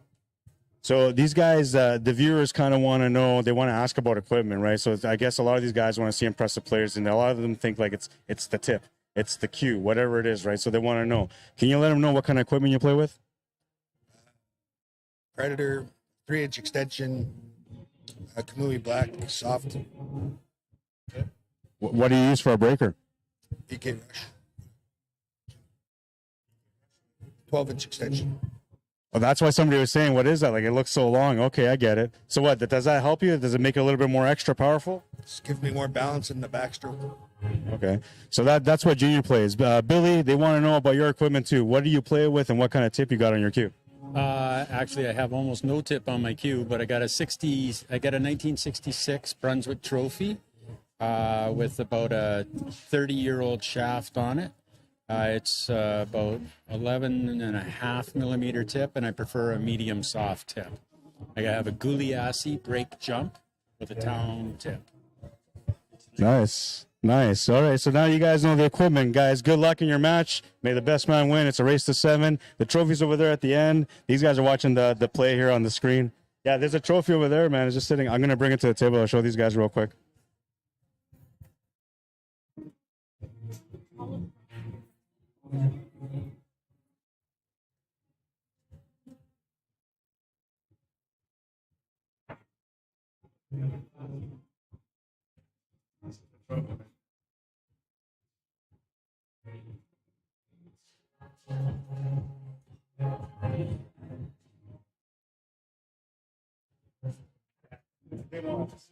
They wanted to know about.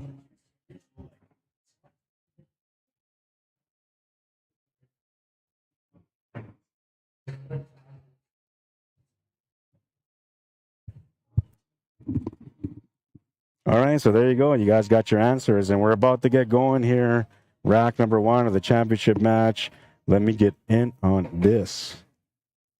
Maybe too close. This is what you guys are talking about, right? It's too close. All right, there you go. Rack number 1, championship match, Cornell McLean Jr. to break. It is a race to 7. And, hang on a second.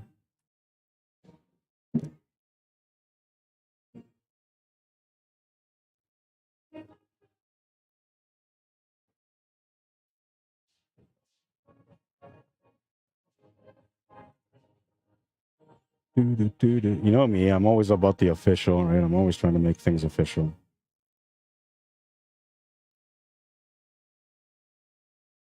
Bam! Here we go. Championship match. Race to 7. First set. And they got some good music going on here in the background. So you can see me like bobbing my head and partying and stuff. Good thing it's a little laggy so you don't really see all my sly moves, you know. I got some sly moves, I really do. Not just on the table, off the table too. Being Latino is what we do, right? Sly moves.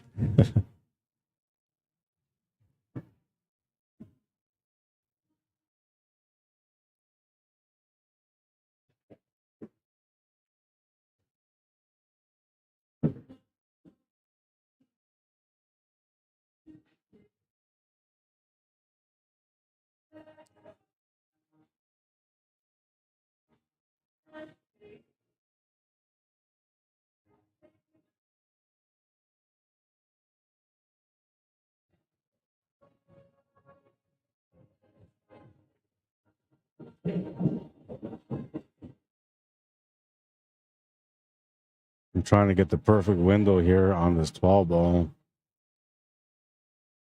I think he's gone a little bit too far. I believe that maybe he was supposed to try to break out that 10 ball. I mean, it looks like maybe that 10 ball slides around that 6 ball just barely off the rail and in. But it looks like you have to be pretty precise for that. And I don't know if he was really trying to set up for the breakout, but I feel like if that ball was a problem for him, then that's probably what he would have tried to do there, was try to get the breakout, right? He's assessing this table, though.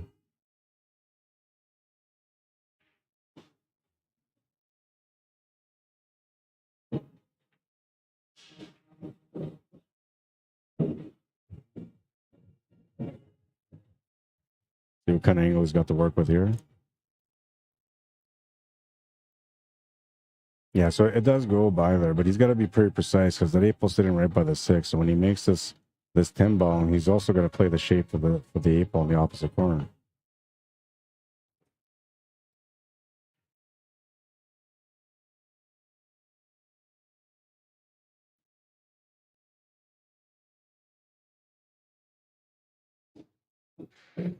Makes the shot. He might have gone a little bit too far on this one. It'll make it that much more difficult to be able to cheat this pocket a little bit.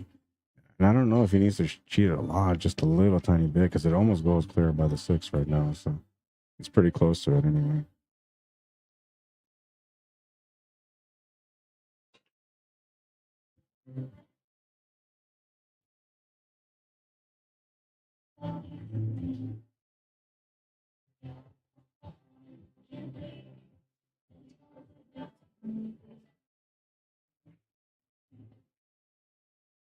Great shot to the corner. Trying to get something for the 8 ball. He ends up in that spot where you more than likely end up banking it. So I think that's what he called it, was the bank. Ooh, and it goes off the 2 horns and pops out, man. It looked like it was going to go straight into the heart. Kind of reminded me of the highlight of the day shot that he had from earlier where he did a kick shot on the 8 ball. I felt like he was going to make it. I felt like he was going to make that one there too, but he just comes up short. Oh, man, I guess I'm grub chilling on the side. I might have to bust a munch here. I'll wait till after this is done, though. But if they go to a second set, man, I'm going to bust a munch in between. A little bit too hard on that one. The good news, though, he's got full control of this table here, so all he really has to do is just kind of play a safety shot here whenever he feels like he's out of position or if the shot's a little riskier. But this ladle's not bad. He should be trying to finish it here.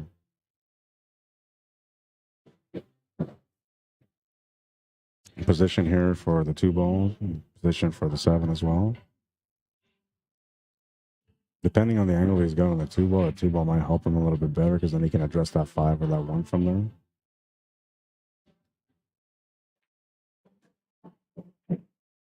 So he's going to leave that there for now.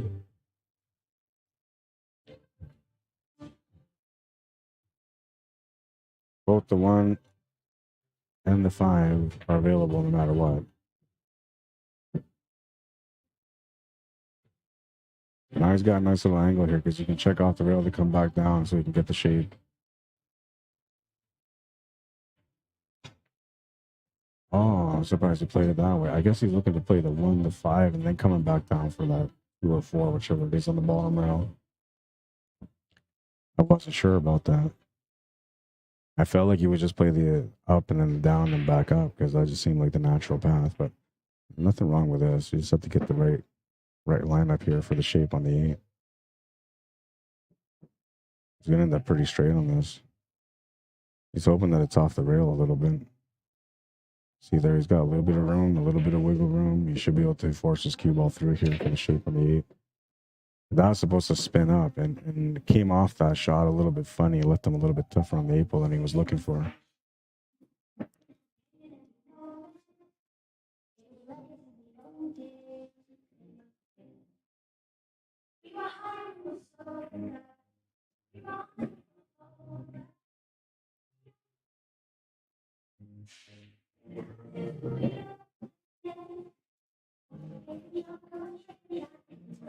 Trying not to say anything around it because he's standing at this corner of it.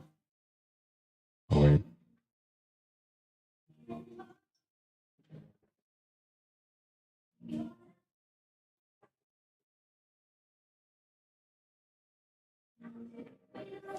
Oh, no, and he just comes up short on it. Oh, man. And the worst part, he's left it over the pot because that's going to be an easy 8 for Junior, who's going to strike first on this one.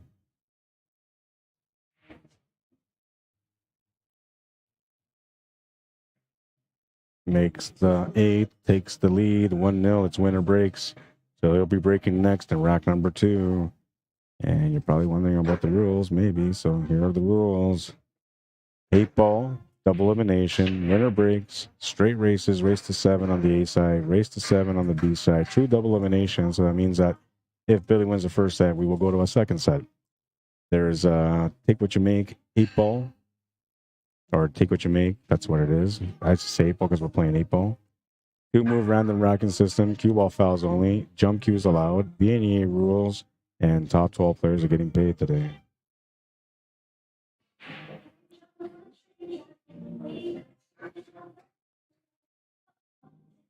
Got to make sure that the rack settles well, especially because it's, you know, take what you make and random rack. So you want to make sure you get a good explosive break.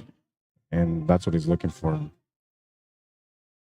Gonna grab his breaker. He says he has a 12-inch extension on his breaker, man. That helps him get a little bit more stability on his break, more power, I think.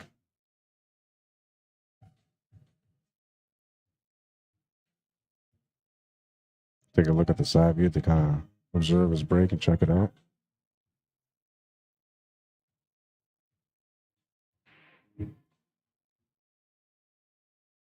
I have like the world's tiniest straw here. I gotta switch. A paper straw too, so it's like starting to fall apart.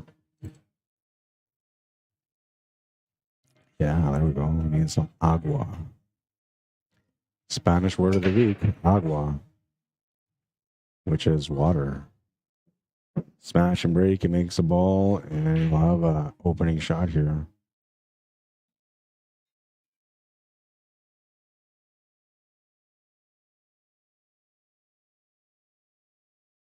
He made a stripe off the break. Has an opening shot on the 9 ball, so he's okay to start. Needs to figure out something here for the 15, and needs to find something for the 12. So take what you make once again, you know, playing a part in this matchup. Forcing the player to come up with something extra on this table to be able to run it out off the break.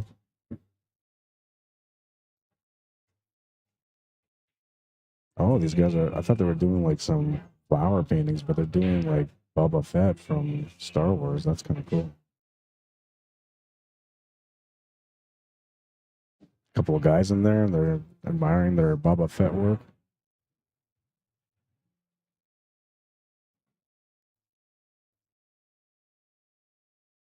I'm not even going to try to explain that because, you know, people from my era basically say you're either a Star Wars person or a Star Trek person. And if you know one, you don't know the other. That's just automatic.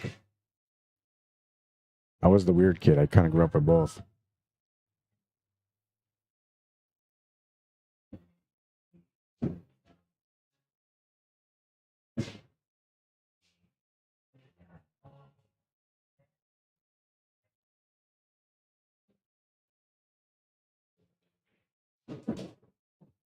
All right, so that opens up things here a little bit better. Now he's got a nice open table.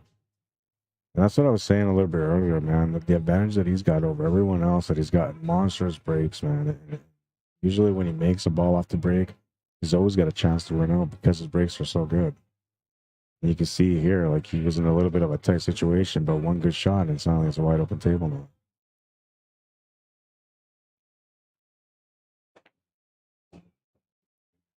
You need the cue ball to bounce off the rail to give him a little bit of an angle here on this 11 ball. It's going to work. It'll be enough.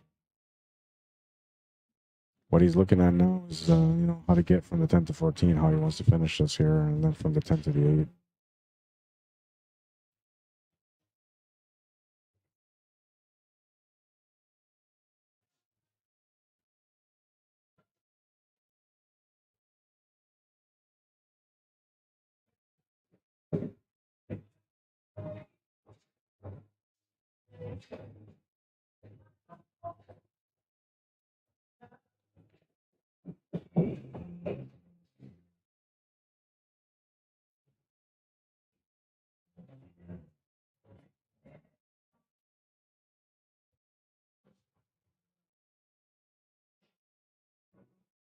Just a quick check off the top rail for the 8 ball. Doesn't have to be perfect, just needs to have a shot on it. Got lots of protection from scratching here, so he's done good just to find a shot on it.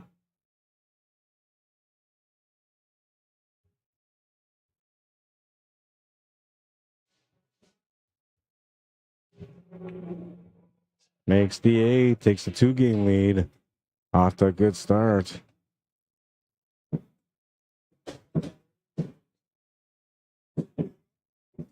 Two 0. Off to a great start, man.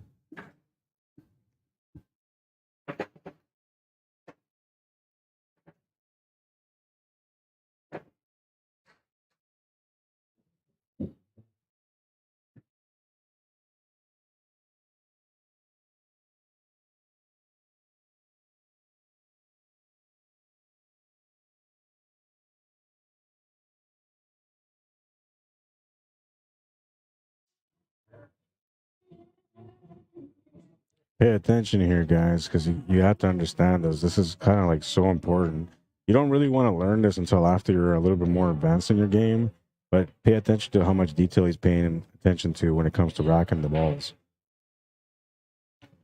That is something that is a big key to success as a pool player, to have a really good understanding of how to rack properly to give yourself the best possible break that you can get. You're not cheating any angles, you're not stacking the rack, you're not doing nothing like that. Just the basic fundamentals behind racking, and they're strong, right? When you do it the right way, you get explosive breaks. Now, the reason why I said it doesn't really matter unless you're a high skill level player is because if you're not that good of a player and you have a smash and break, but you can't run out, guess what? The other guy will. So, having a smash and break without a finish, no good. But if you have a finish already and, all you need is a break, then yeah, pay attention to that.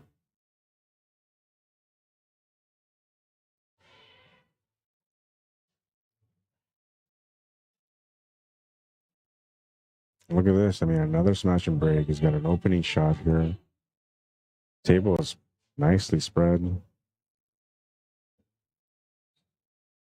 This time he's low ball though. He's forced it to something different. So, bit of a challenge here. I'm pretty sure he's got a shot on the 4 ball, so he's probably going to start with that. But he's just looking at everything else to try to figure out the rest of the puzzle and try to put it all together for a finisher. Probably missed some comments too, so I'm gonna go back. I don't like missing comments, but Gord Kerr says, I hope this gets completed on challenge. Gord Kerr, every single time that I run a tournament for myself or through challenge, I always update all the scores. There are times where I slip, but I come back and fill them in. You know? I think it's important. Keith Yalzer says, thanks for the stream as shared by Gord Kerr. I am watching from Victoria, BC, and it is a balmy 10 degrees. Nice for you. Good for you, man. Are you wearing shorts? You know, that's what Canadians do when it's nice out. They wear shorts. Dixie says, kids need 10 hours sleep. Adults don't. So you're right. I know. And I was told that, like, I always used to think I got to sleep 8 to 10 hours, right? And then eventually somebody said, no, when you get older, you know, you can work off 5. You can do a full day with overtime off 5 hours, you know? And so that's when I started thinking, okay, well, why am I wasting all this time sleeping? So I started sleeping less and less and less. And now 5 hours has felt like my 8 hours, you know, because most of the times it's like 4 hours. And it has an effect on the body for sure. Kathy Secrets, how you doing? Welcome to the stream. Sharice McKay, welcome to the stream. Blake Holmes says, I agree, no splitting, play for the fans here. That's right. Yeah, Billy says, Lynn Nickel. Baby and Louisa, how you doing? Sharon Patagan, welcome to the stream. Trent Russell says, ask Junior the reason why the extension on the break cue. Okay, I'm going to ask him that again. Right? So if he ends up winning this tournament, I usually interview the winner. So we'll ask him that question. Screen cap that just so I remember. Stephen Roberts wants to know, do either one of these guys have coaches? No, these guys are the coaches, right? They can help your game out. I don't know if Billy really does any teaching, but Billy has extensive knowledge of the game. He's a very well-rounded player and has been a player in different disciplines of billiards, so he knows how to play pool and snooker, and he's got great knowledge that he can share with people, I'm sure. I don't know whether or not he's got the time or whether or not he cares to do the coaching. He might have been coaching back in the day when he was in Alberta, but he hasn't so far here. And Junior, he does train people. He does help people with the game. I'm not sure what he charges and, you know, whether or not he's taking other students, but he does teach, you know. If you're going to learn, you want to learn from people that are really good, right? And these guys are top notch, so great people to learn from. I teach too, but I'm not like skillfully as they are. I'm not as skillful on the table, but I knowledgeable. I am just as knowledgeable as they am. And sometimes I feel like I'm a little bit more knowledgeable because I really studied the game and broke it down to the smallest detail, which is the reason why I play such great cue ball control and why I can make some shots that people don't understand how I make. I see things that other people can't see, right? So knowledge-wise, I feel like I'm a little bit more advanced, but when it comes to the performance side of things, these guys are more consistent. So I come up short there. But you got to keep in mind too that usually I'm streaming, I'm doing commentaries, I'm updating scores, I'm doing a lot of extra stuff when I'm playing. So if I went and played in a tournament where I had nothing to do except for just play, you might see a totally different kind of player in me, just as good as these guys. I haven't had that in years, man. There's always something that I'm doing in the background, so I never get a chance to really focus like I want to. And it scares people when I get focused, man, because, you know, once I get focused, you can't break that concentration. And usually I'm a very dangerous player at the table when I'm playing like that, especially when I'm tuned up. Right now, I'm a little rougher on the edges, so you're not going to see too much of that. He's going to get on the scoreboard here, 2-1. He's down by 1. He has a chance to break here. Rack number 4. A good start to this matchup so far. I'm enjoying it. I don't know about you guys, but I am. Clinton Holmes says, how did they make the step from being an A-plus player to taking their game to the next level to master that they are now? I like that question. That's a good question. Okay. And Gord Kerr says, Rod, you need to get a bigger trophy so you can put the winners on each year on it, not just a small one. Yeah, and I know what you're saying, right? So last year, Gord, when I got the first trophy, like, first of all, I pay for all the trophies out of my pocket. Nobody gives me money for that stuff. And honestly, like, I don't have people that really, like, contribute to my work donate that much. So most of the times when I'm putting the trophies on, it's strictly from my pocket, from money that I earn through my work. And I do that because I love the game. And I feel like part of the competition, in my opinion, part of the competition is having something to remember it by, not just the money, but something special like a trophy. Right? So I go out there to find trophies. So when I had the Manitoba Masters last year, I went and bought some trophies. I was on a little bit of a budget, so I was kind of tight.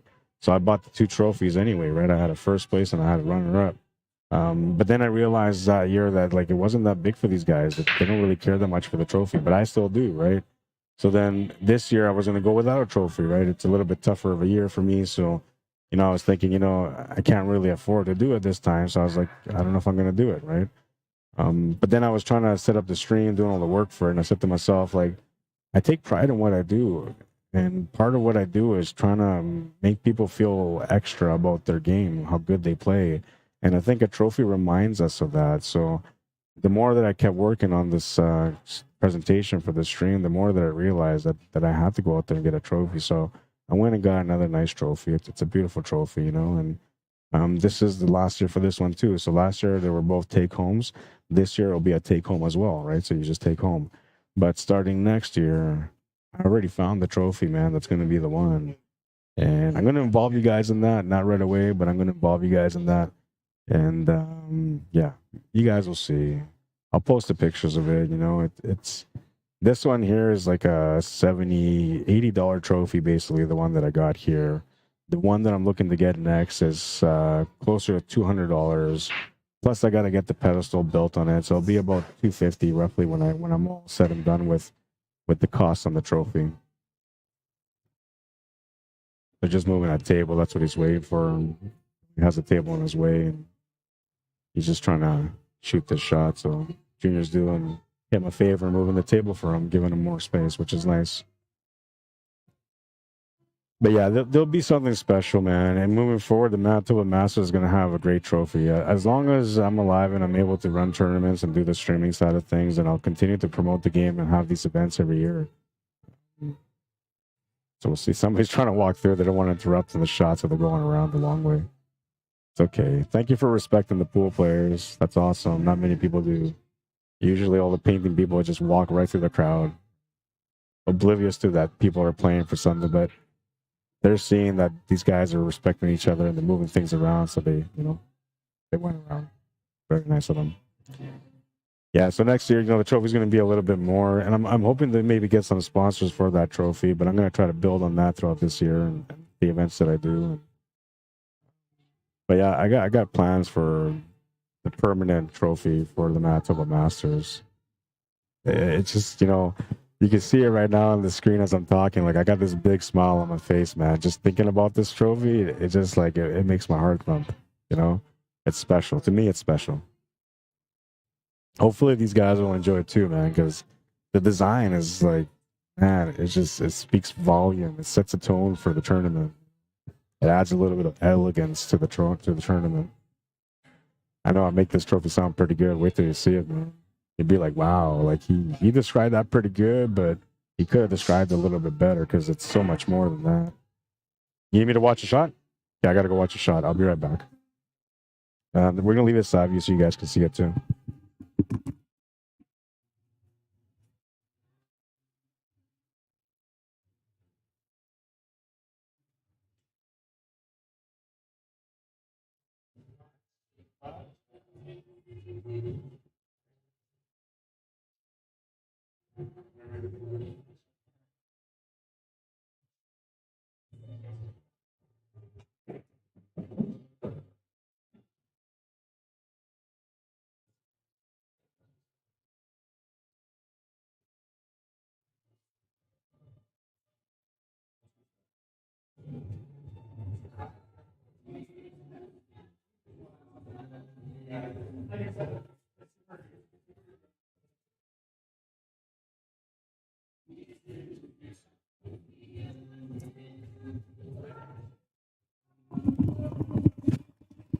Yeah, it was a good shot. It was clean, 100% clean.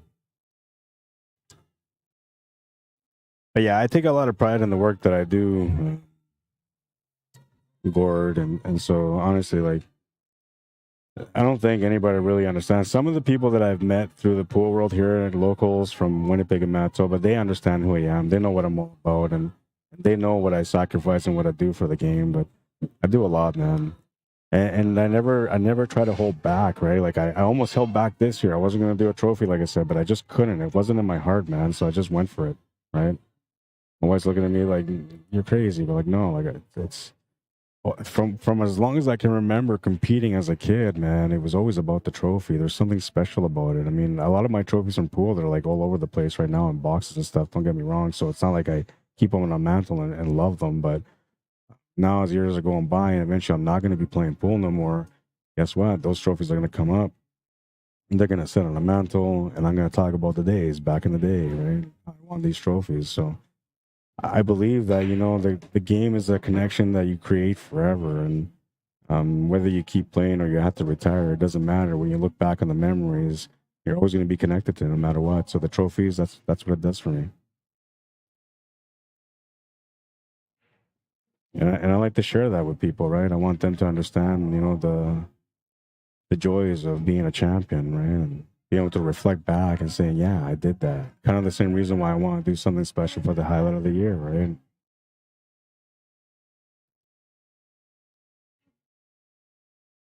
Tyson Tame, how you doing, man? Welcome to the stream. Gore Kerr says, love this. Now we get to see the real junior playing, not just playing around. That's right.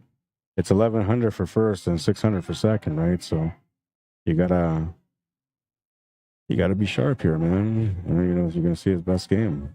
Same thing with Billy. He's been playing an incredible game so far today. Still here, still battling, trying to get it all. Needed to get that 3-ball open though, and that didn't come out. So he's gonna have to figure out something here. I don't know if he's got enough room for the bank, but that's kind of what I'm looking at.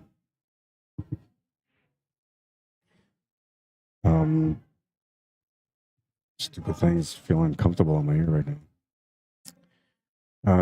El Nano Moreno, ¿cómo estás? El Nano says, agua fresca. That's right, fresh water, man. Do you even find fresh water no more that's not bottled? Is that even fresh water anymore? Nick Romanic, how you doing? He's here in the building and watching on the stream as well. Jim Pico says, I never knew extensions were for anything other than reaching shots rather than using a bridge for tall guys. I can see the logic.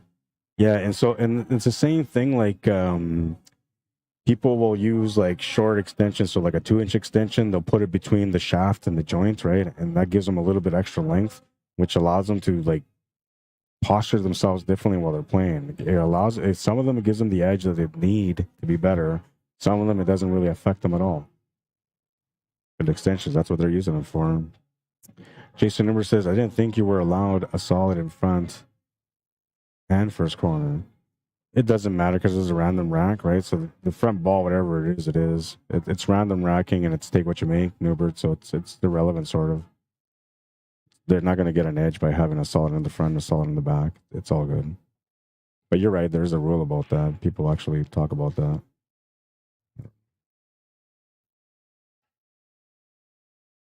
Newbert says, are you allowed a solid in front and first corner? Yeah, no, it is. Sorry, Newbert, I didn't see your question because my Wi-Fi, I'm using the guest Wi-Fi here, and I guess it logs out after so long, and it logged me out, so I have to go back in there and take a look. What is the payout, says Tom Joyce. So for these two spots, it's 1,100 for first, 600 for second. It was 400 for third, 300 for fourth, 100 for fifth and sixth, 70 for seventh and eighth, and 50 for ninth through 12th. I try to spread it out, right? I have my events like the King of the Hill where it's like winner take all, but I like to spread out the money, and I feel like the player that wins should get a good chunk of money, but everybody else deserves to get something too because they went out there and played too. And it can't always be donations, right? Sometimes you need something back. So I try to find a happy medium. Stephen Roberts says, I checked Cornell has a 690 Fargo and Billy a 679. Yeah, so these guys, like if they were to play like say hot Fargo or mild Fargo rate, they would be even. There wouldn't be a difference because there's only like 11-point difference between them, so it's nothing. So a race to 7 even is actually a fair match between these guys.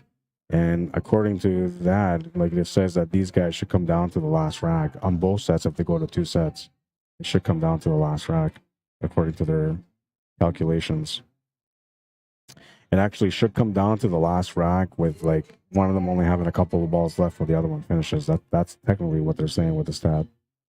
Lisa Van Dam, how you doing? Dixie Pinchback says, I love the fact that you give out trophies.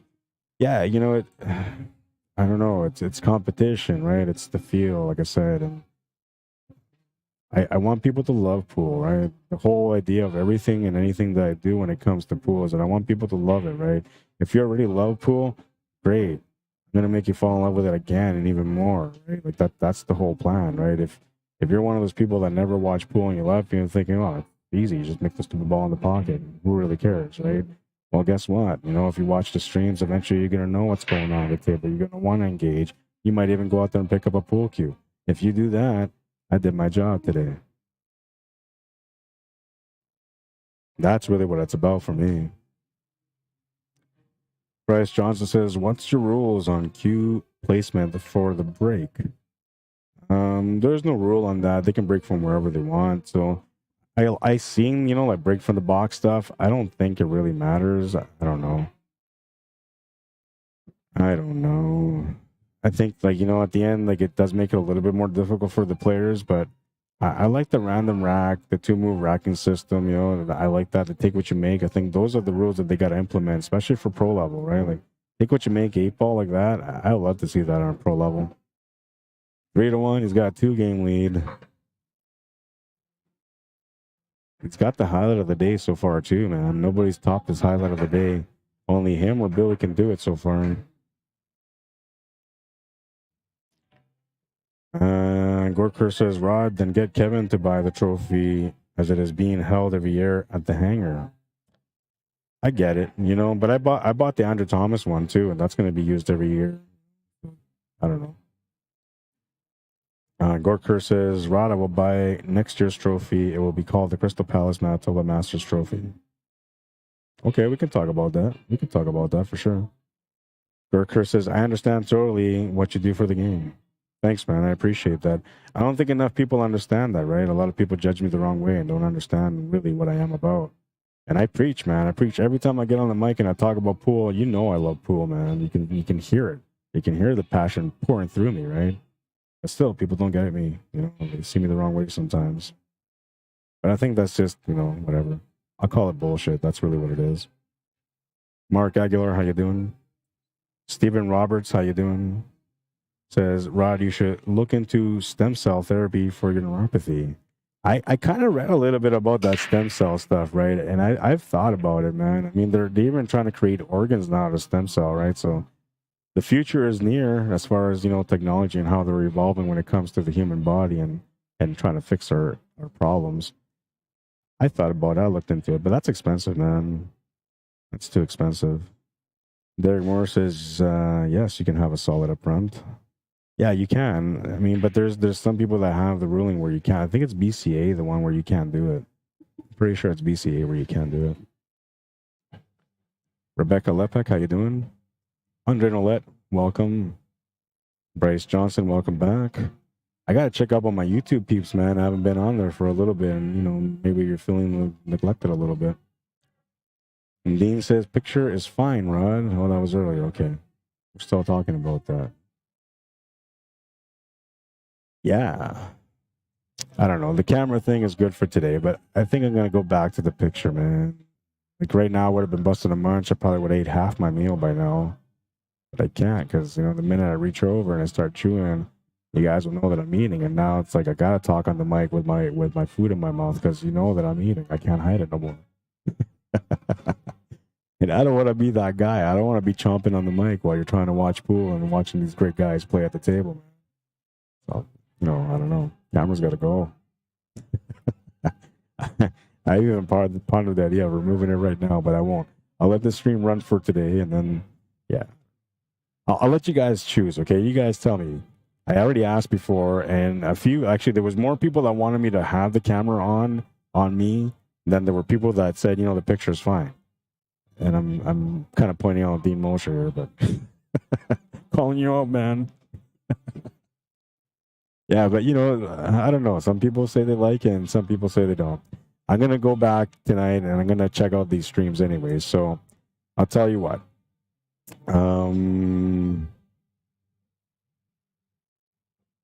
Tell me what you want. If you want to see my face on camera, then just say on camera. If you want to see picture, say picture.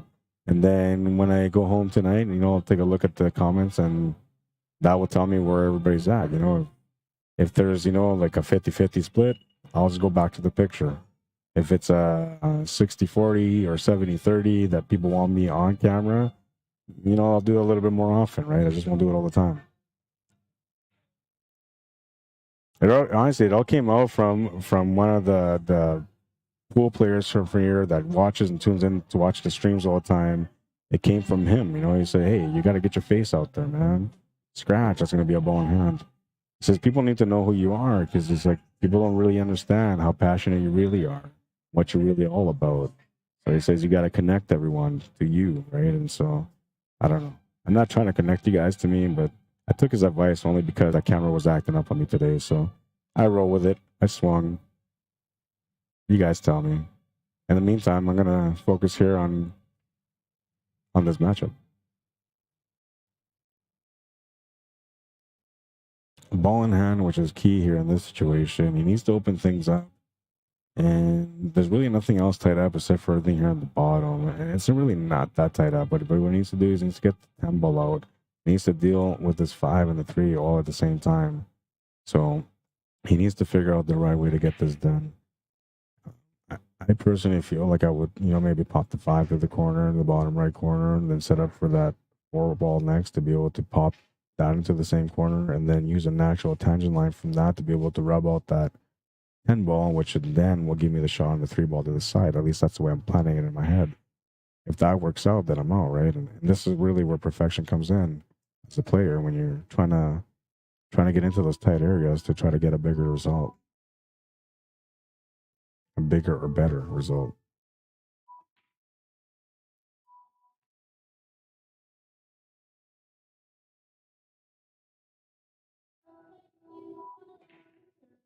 Yeah, that was another option too. He could have just pushed through here on the 4 ball just to push it through.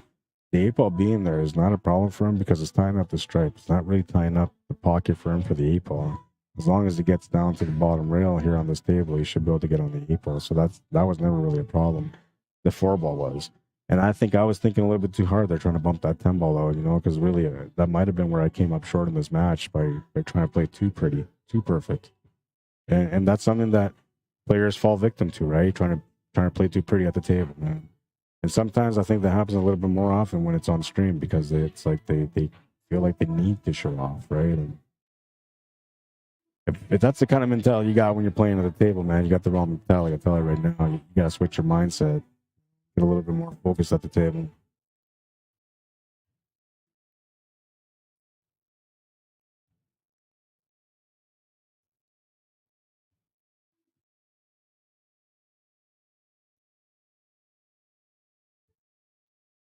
I think what he's not liking here is that he's kind of off angle from what he was trying to set up. And so he's at that weird point where like you can take the shot to the side, pop over for the 6, or you can try to take a top corner and try to spin your way up for that 1 ball.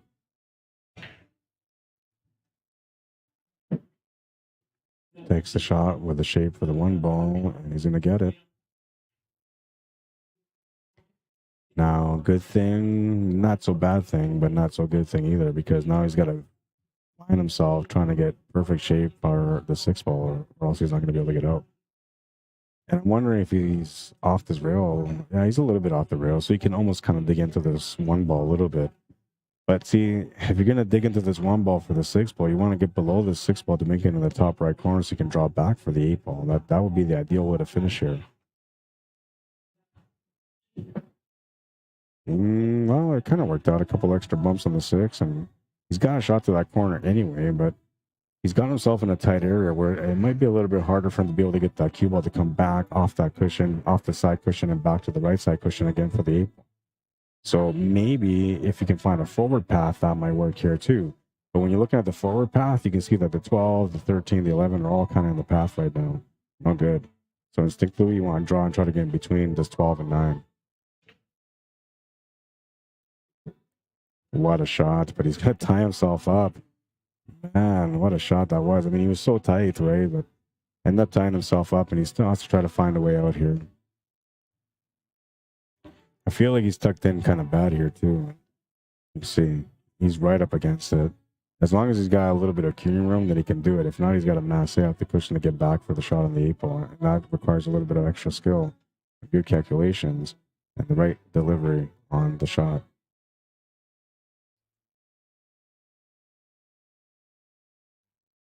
I wonder if he can do something like that trick shot where you just kind of grace this 8-ball and leave it over the pocket and bring that cue ball off the cushion with some inside spin to kick it in. Like that. Yeah. That's the one. Woo! What a shot.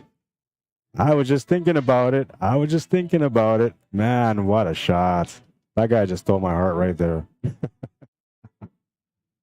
Oh my God. I just thinking to myself too, I wonder if he could do that little trick shot. And look at this shot. What a shot.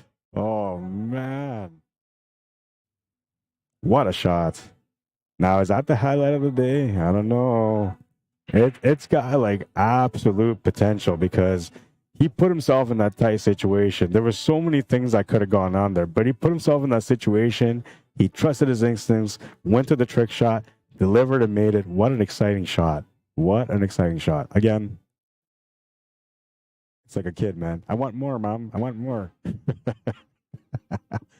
Oh, what a shot. Jesus Christ. What a shot. Tom Walker says that's the highlight for sure, bro. I know I didn't think that Junior was going to get bumped out on that highlight of the day because he had a nice one, man.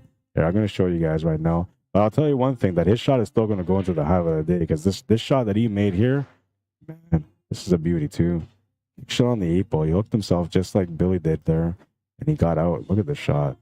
And then what makes it nice is the cue ball followed through and he didn't scratch off of it. But that was a great shot. And now when we look at this one, so that was shot number 1. This is shot number 2 now. Which one is the highlight of the day? Is it shot number 1 or this one, shot number 2? What a shot. What a shot.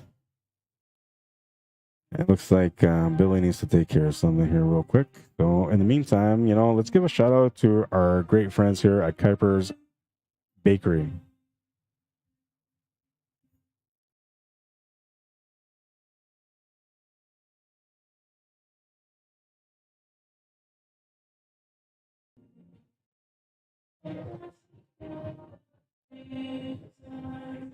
They're located at 1411 First Street in Brandon, Manitoba.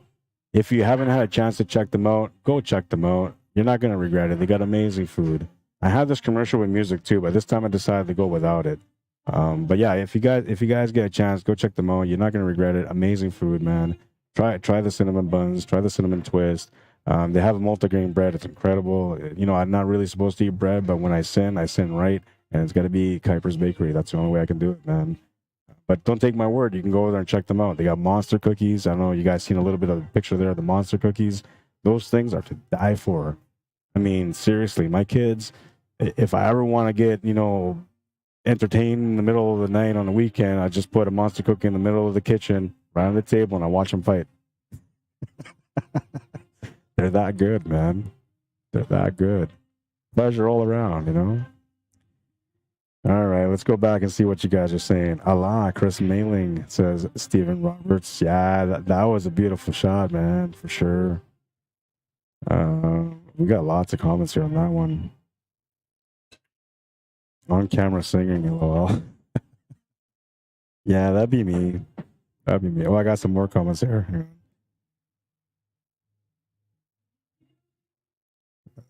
All right, so Gorker says, Rod, you have the same passion for the game as I do. I'm thinking and watching pool all day long on the internet. And I know some people that are like that, man, like sacredly, all day long. There's nothing else they want to watch. It doesn't matter how good the show is, how many people are talking about it. If it ain't pool, I ain't watching it. There's people like that, man, for real. Brandon says, I like the can. Okay, right on. Good, thank you. You're not getting banned today. Dean Mosher, on the other hand, you might get banned. G Peacock says, yeah, if you bust a munch on camera, everyone will want to bite.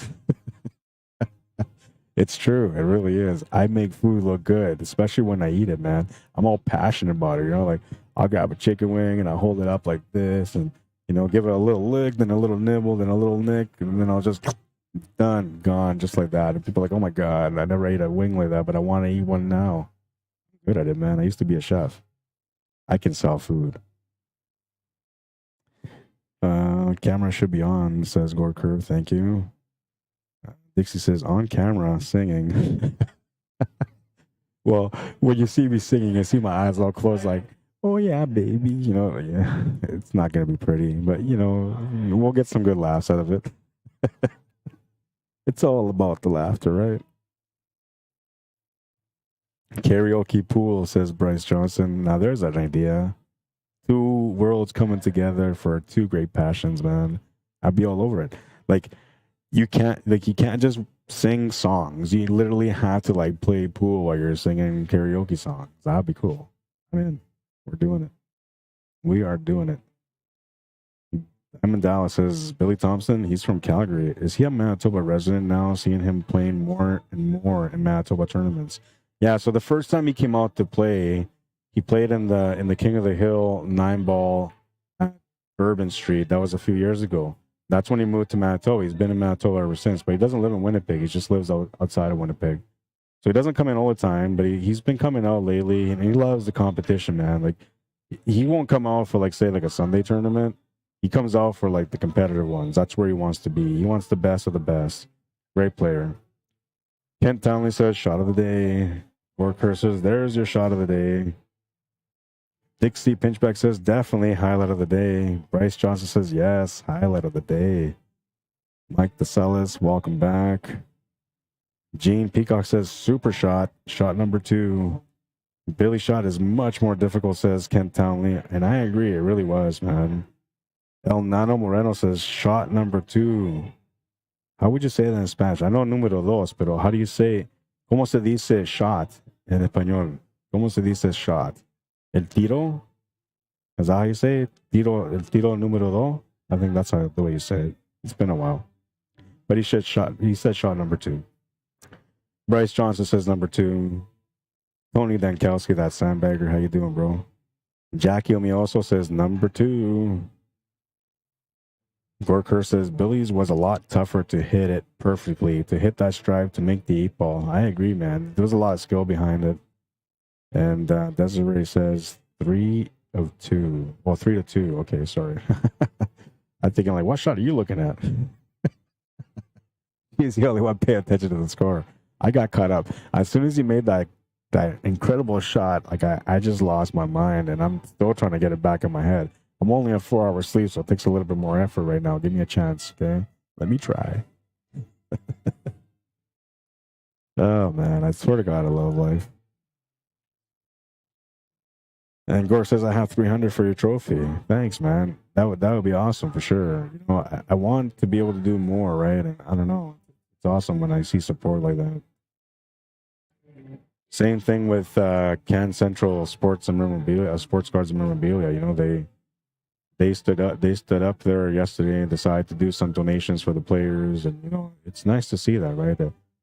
I'm wanting that from the pool community. If you have a business, you want to help support the growth, absolutely. You know, invest in me, and I will do my best to represent your company well and to do the best stuff that I can for pool. So, you know, if you're a pool lover and fan, it's not a bad thing to support somebody that loves it just as much as you.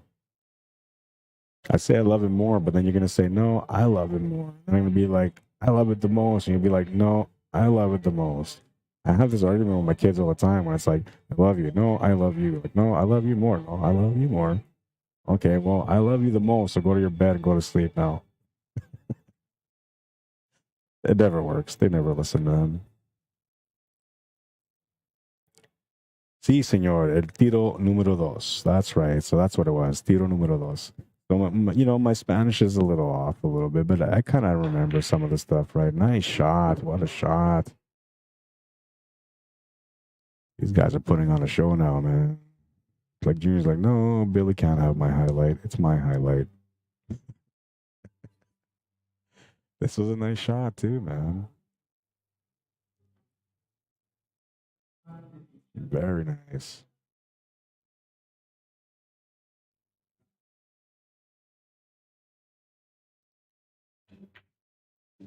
Another nice cut there. Needs a good bounce here to get set up for the 15 ball. He's been playing really good, man, throughout the whole tournament.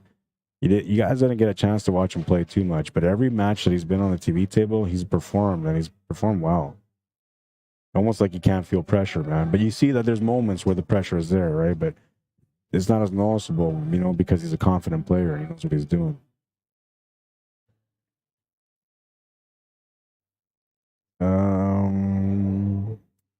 Any idea who is still left in the Sunday tournament? Must be getting to the final. Yeah, they're close to the final, I think, now. They might be waiting to play the final after, or maybe they're already done. I don't know. They might be done already. Kelly Saunderson says, is this the final match, Rod? Yes, it is, sir. It is a championship match, but this is set number 1, right? So there could be another set still, and we don't know. With the score of 3-2, it's a close matchup. The Fargo race says they're only 18 points apart. So, you know, it's supposed to be a really close matchup. And Fargo rate is fairly accurate, I find. You know, there's some things, there's some loopholes in there that I don't like. But for the most part, I feel like, you know, Fargo rate is pretty spot on about the Fargo rating and how they handicap people.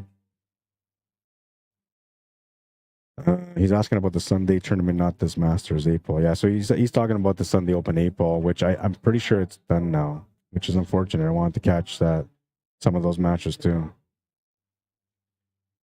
Gord Kerr says, shows my love for the game, and that's why my company is Crystal Palace Cues.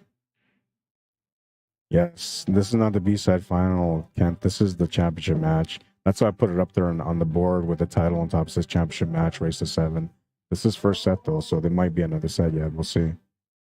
According to Fargo rate, like, it should not go to a second set. It should end on the first set, hill, down to the last few balls, and Junior winning the match. And so now this is where Fargo rate can kind of work. So if Billy was to come through and say win this match, and say wins it by a 2-game margin or so, then his Fargo rate would adjust. Next time he plays, his Fargo rate would get just a little bit higher. Not too much, but just a little bit. It all depends on the robustness, but I feel like he's got a lot of robustness in his Fargo rate, so it's not going to affect him too much.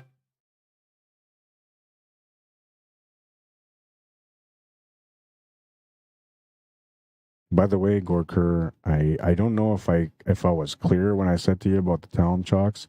I want one. So when I said for you, like, to let me know when you get them, I meant because that's when I'm going to come get one. I want to get one of those V10s. I want to try it out, see if it's good. I might end up buying more in the future if I like it. I might even end up buying a box of them if I like it, you know, because in the long run, you kind of save a little bit of money, and it's not like something that you're not going to use. You're always going to use chalk as long as you play pool, right? And if you're going to, you know, invest on good quality chalk, that's going to be a little bit more high end. If you can save some money by buying a box, usually is better, right?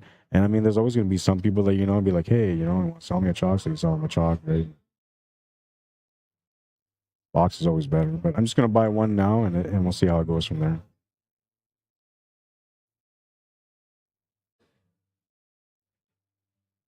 Ken Talon says, no, the Sunday tournament is at the B-side final in the challenge bracket. Maybe it's not up to date. You could be right.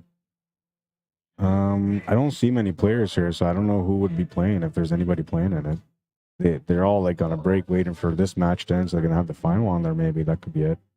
I told them too. I said, you know, like, if they get to the final and this tournament is almost done, then they can wait and I'll put them on the TV table. So they might be doing that.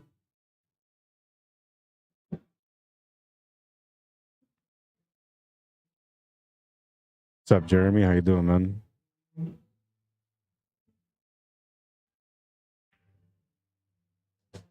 Great shot to the side on the 8-ball, 4-2. He's got a 2-game lead now. And I mean, that was a nice shot. Let's take a look at that shot again. This was a nice shot, you know.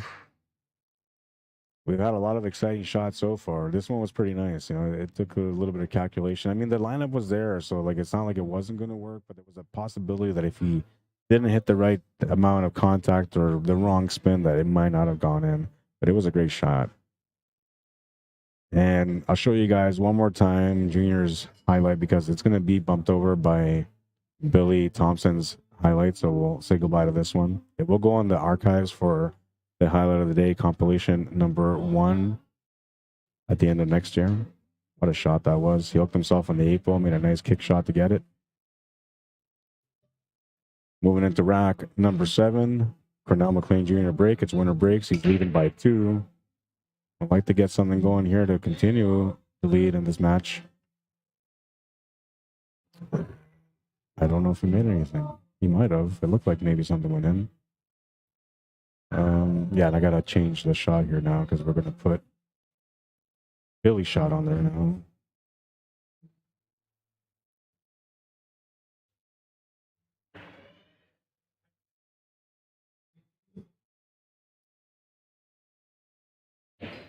Like, it's not even hard for me to see the shot because I can see it right away. Like, easy to recognize that shot.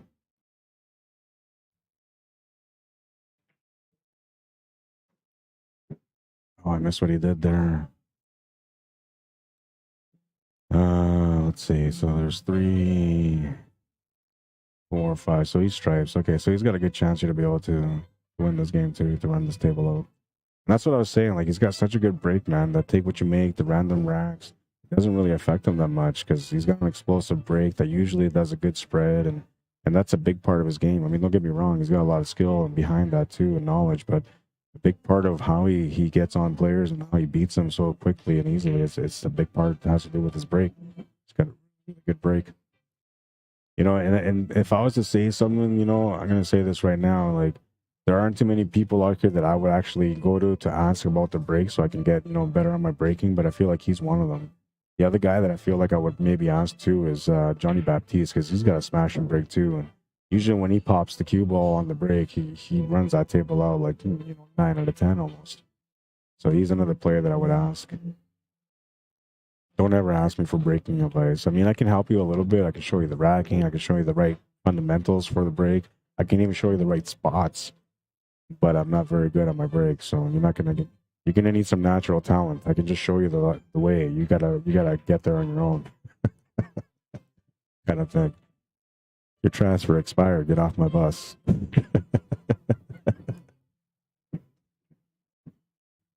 5-2. He's got a 3-game lead now. And he can smell it, man. He can smell it. You know, another big smash and break here. He might be able to get on the hill right at the hop. I gotta do something. Give me a second.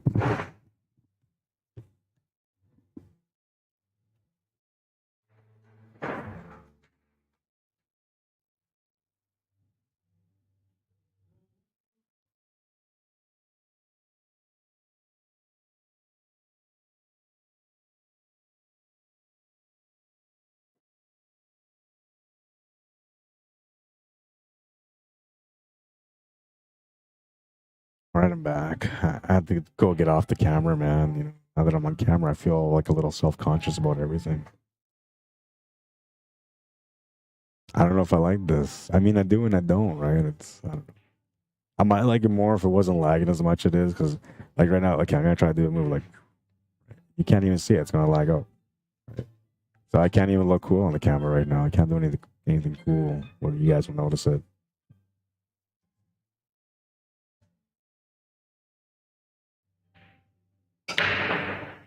It's an invasion of my privacy. I don't sound like one of those millennium kids, you know? No offense if you're one of them.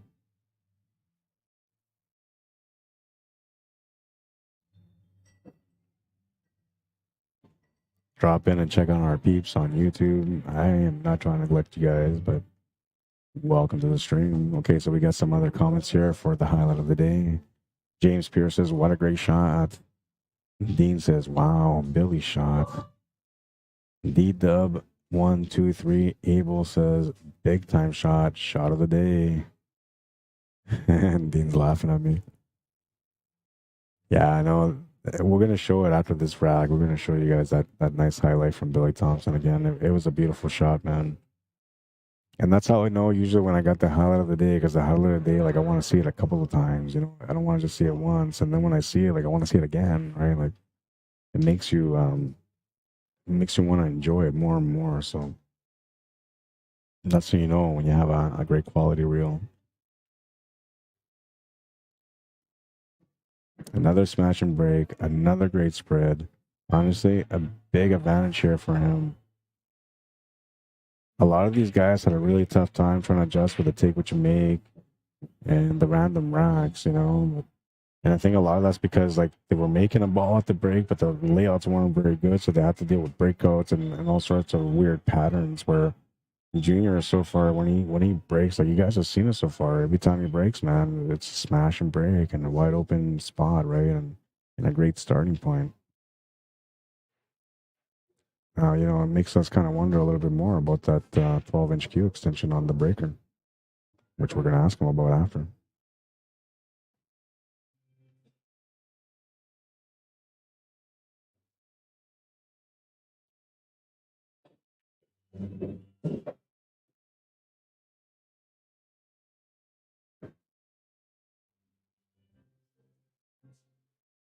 Well, he's in a spot here now where he has to bank one of the two here just to open things up.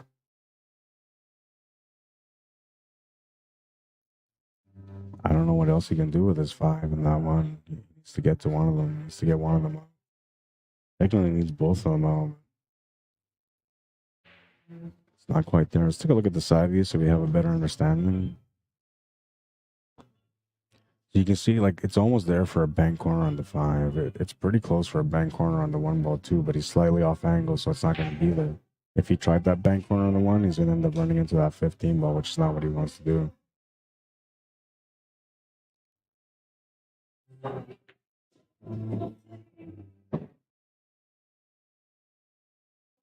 So he's kind of in a weird spot here again. You'll have to make a decision whether or not he wants to bank the side to the side, if he wants to try to bank the 1 to the corner. I think if he goes for the bank on the side, he's going to open up that 1 ball somewhat. Oh, but he's going to run into that 8 ball. And he did open up that 1, but unfortunately for him, he's turning the table over. And Billy Thompson, who's been a little bit quiet here over the last 3 racks, will have a chance on this table now. Looking to capitalize and turn things around. He's only down by 3, so winning this one, you know, gives him a chance, especially with the winner breaks format.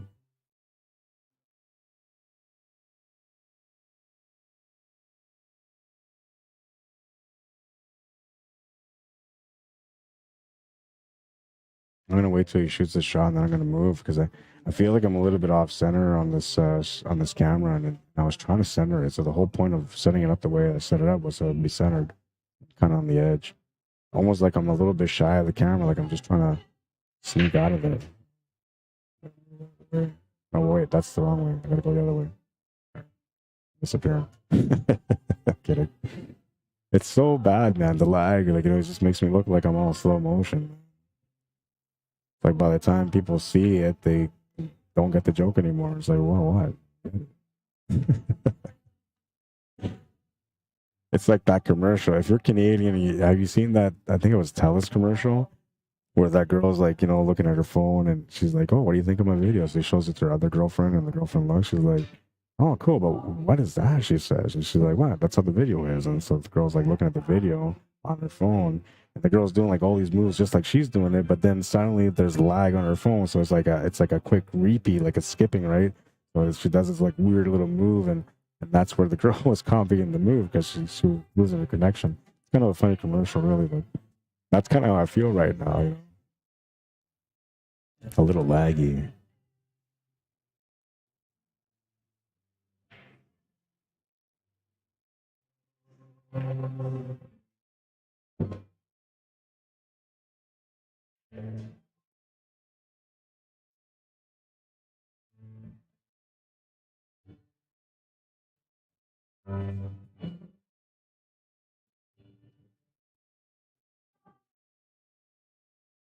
And a tough bind here because he didn't want to shape up for this 11 ball. He was actually trying to get onto the 15 ball.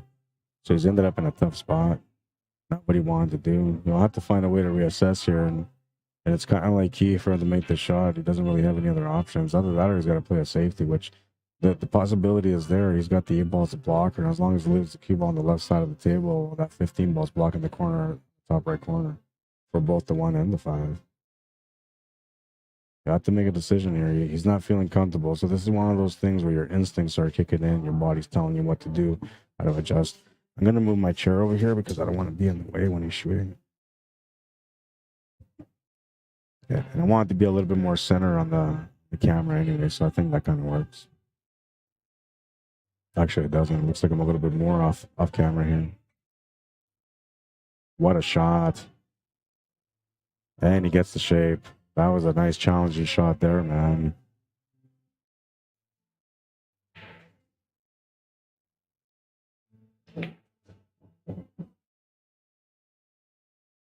What a nice little finish on this table for him.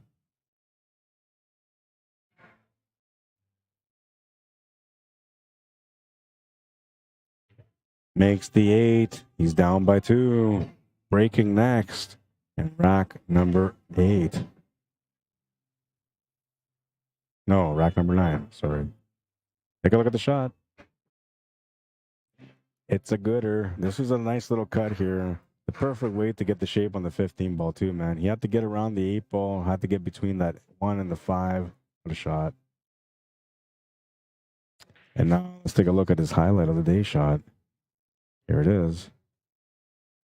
Tied up on the 8 ball. He plays that beautiful little trick shot. Graces the 8 ball, goes for the kick shot combo. What a shot. What a shot. Play your best game with CUESPORTS Live, and I promise you, I'll be there waiting for the highlight. As long as you call me.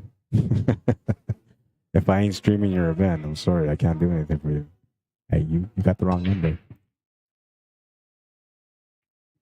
Smash and break. He needs something to go in, and that stripe almost went to the corner, but it hangs up over the pocket. Junior jumps up to the table. He can smell it. He's got a chance here.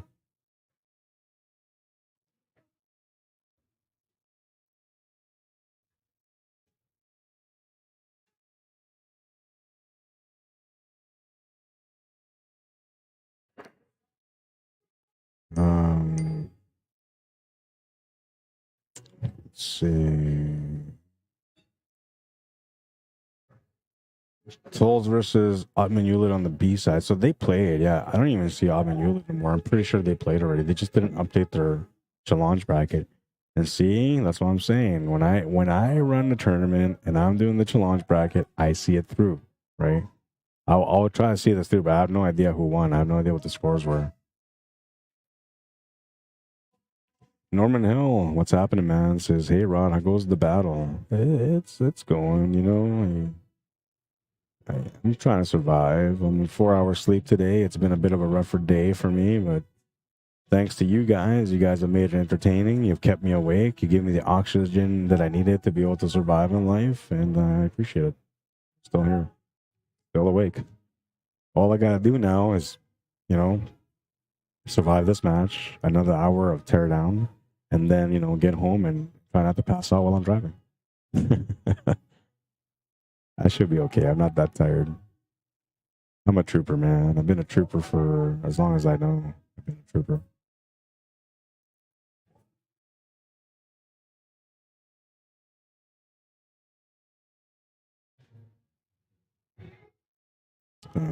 Let's see.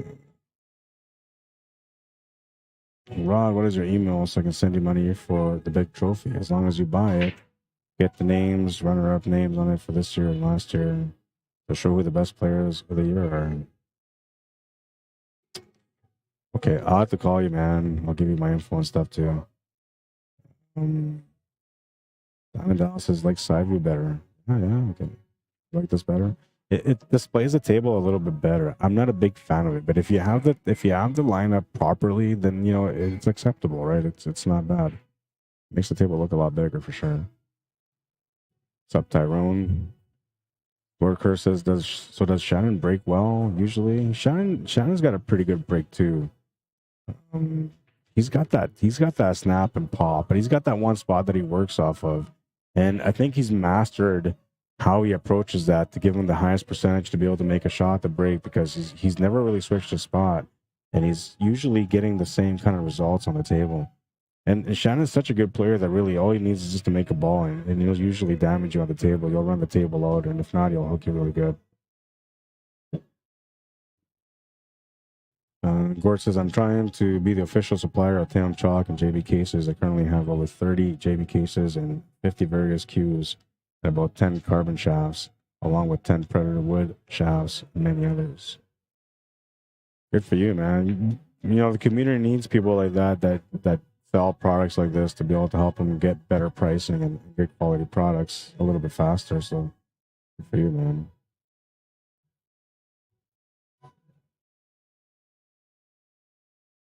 All your jokes aren't always funny. It's up to you.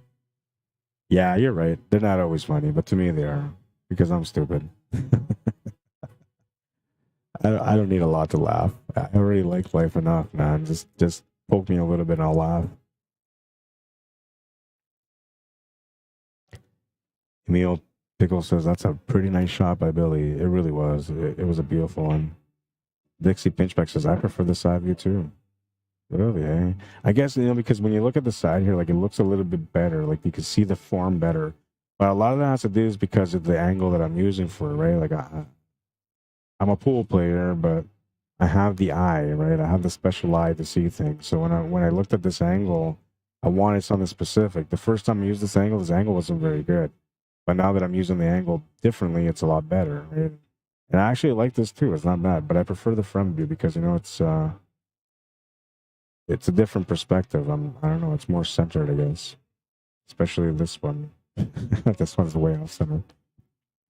I had to put this stupid camera on the corner just so you guys will see the difference.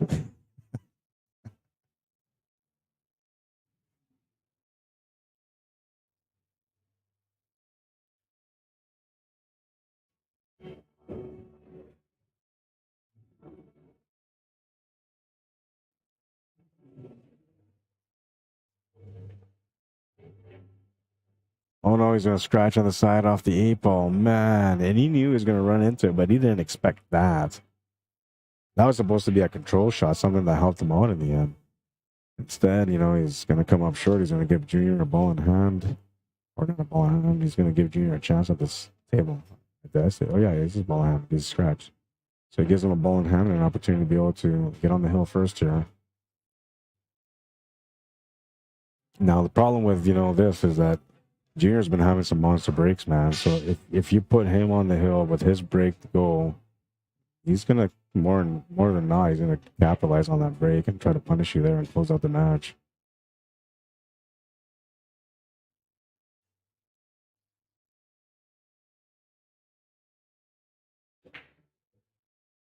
Gonna get behind the 1 ball a little bit too far there.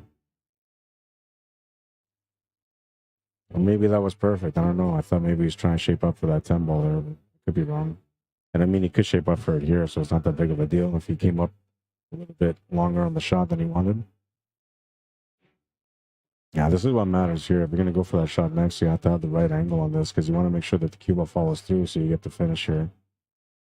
Otherwise, you're going to have to come up with another trick shot, which, you know, it's nice to watch, but I'm sure, you know, these guys don't really want to perform that. They're trying to play the right way, right?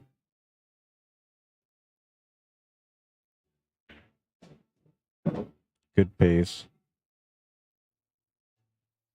15 is going to be next, and the 9 ball is going to be the finishing ball, just because it makes more sense for the 8 ball.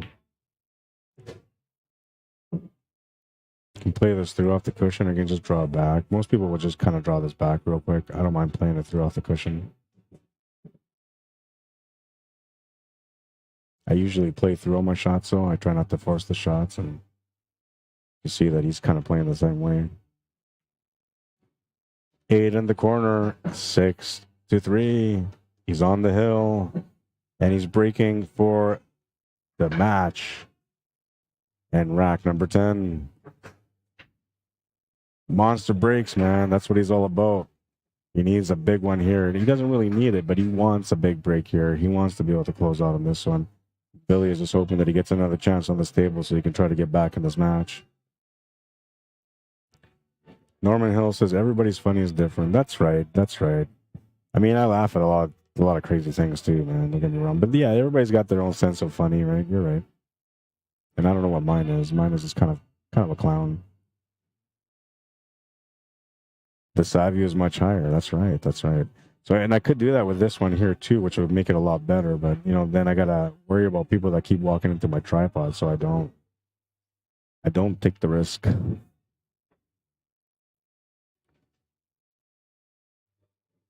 My food is getting frozen, man. So as soon as this match is over and I close out, that's all I'm gonna do first is bust a munch, and then after that, I will put my equipment away and make my way back home.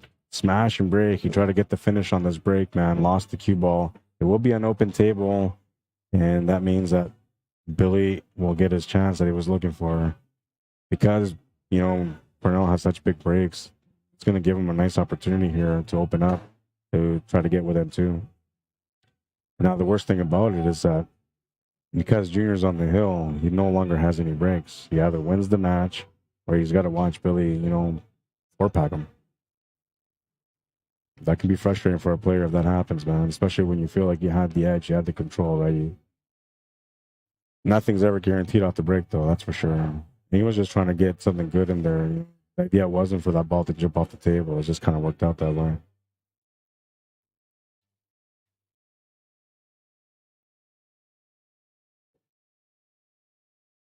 Keep it on the side view for you guys for now.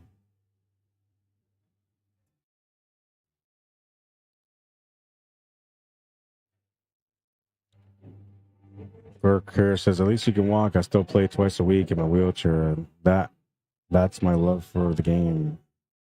And they even travel to tournaments in other provinces like Nanaimo, Calgary, Las Vegas this year for the ACS and the VNEA, and Niagara Falls for the CCS. Yeah, I know. You know, it's I'm not one that doesn't count his blessings, Gord. I know. I understand where I'm at. And I know, like, even though I go through my neuropathy and my damage and pains, I understand that there's other people out there that are going through worse and harder. I know all that stuff, you know. I'm more of a realist. I'm down to earth when it comes to things like that.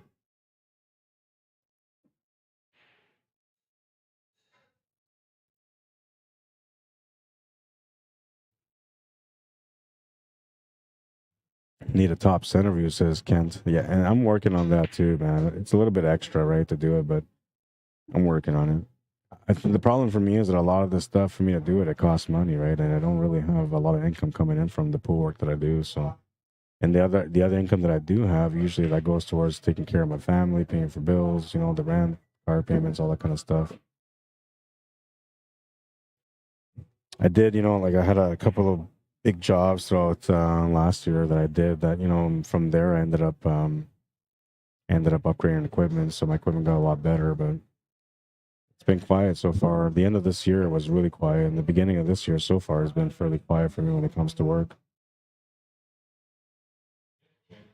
But it's in the to-do list, right? And I have a really good idea of how I'm going to be able to accomplish what I'm trying to accomplish with that. But I got to build it. That a boy Billy gets on the board. He's down by 2 now, and he's breaking next in rack number 11.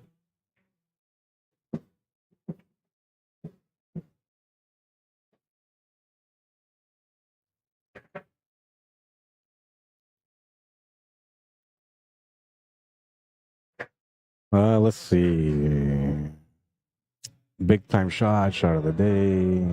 Saludos de Puerto Rico. ¿Cómo estás? Rosa, ¿es de Tirado? Rosa Tirado, bienvenido. Mucho gusto en conocerla. I can speak Spanish. I really can. I'm not like 100% fluent, you know, but I can speak it and I can understand it 100%, man. You'd speak to me in Spanish, I got you. I understand what you're saying. I try never to let people know that I'm Spanish, especially Spanish people, you know, because they like to, you know, say some things in the background, right? Oh, pinche pendejo doesn't know what I'm saying anyway, right? But this pinche pendejo knows, man. Yo sé lo que tú no sabes. Just some guy says Billy just blocked the 8 on the corner. I got to look at this here. Hang on. There's a couple of questions about that. No, the 8 ball's in the middle.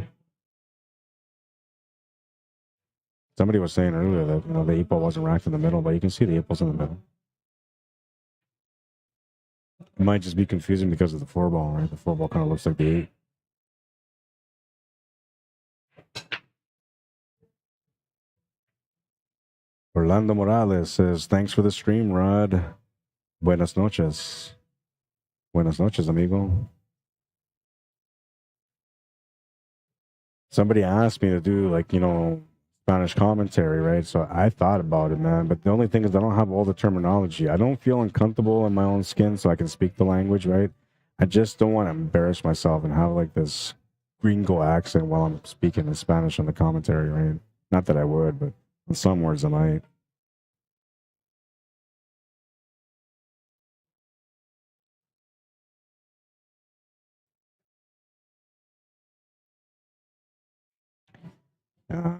Gord says, hopefully with his new pool company, some of the profits can be redirected to you. Well, that'd be nice, man. You know, honestly, like, I'm just trying to do more for pool. That's all. I'm a tool, man. I'm a tool in the journey for the destiny of the future that I'm trying to build, which I'm not 100% sure exactly what that future is. I have a great idea what it is and what I want to do, but life is unpredictable. And sometimes you do more than what you thought, or you do something slightly different than what you thought, and it becomes even better, right? So all I know is that my mindset is right to make things better for the future of pool in Manitoba and wherever else I can make a difference.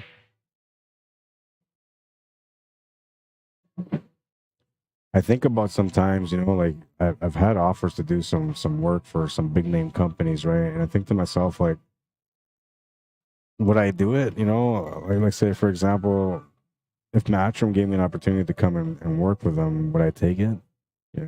And a lot of me like feels like, yeah, I would, you know, because it's like stature, right? But when I look at, you know, whether or not I'd be making a difference with my work with them, if it would actually influence others to want to love pool more, I don't know if that's there, right? So because of that, I may never take that opportunity because I feel like with what I do, that's all I do is promote the game and share the passion for the game. I've turned down many jobs, you know, not just pool related jobs, but other jobs just because, you know, they didn't make sense for the future for what I'm trying to build. And some of these jobs are like great paying jobs too, man, but they just weren't what was required for the future for what I'm trying to build before my time is up.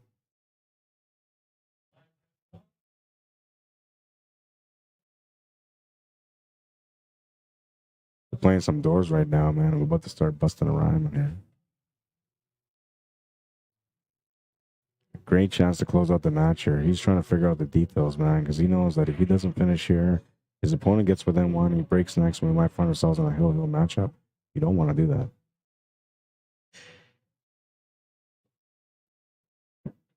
You gotta be perfect here on how you pick your spots. And look at that. He picked the spot perfectly. 10 to the side is lined up. He can roll up here for the 11 ball. He has a nice drawback angle or follow through angle from there. He's got to open up that 8 ball that's sitting right by the 1 ball, but he can do that off that 11 ball. And if he splits in the right way, he will have the 12 ball to the right side or left side middle pocket, which is on the top of our screen right now.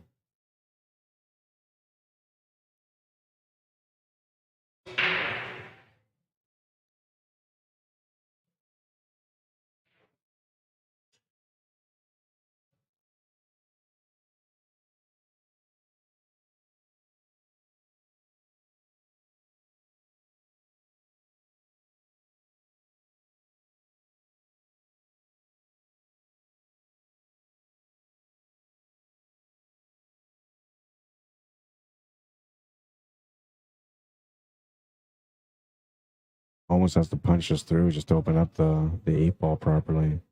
It's a weird shot because he's queuing over the 6 ball too, right? So he's shooting over the ball. A little bit uncomfortable. It's a bit of a stretch shot too. One-handed here? I don't think he would. Or would he? Yeah, Billy has to win twice. If Junior wins this match on the first set, it's game over. That's it.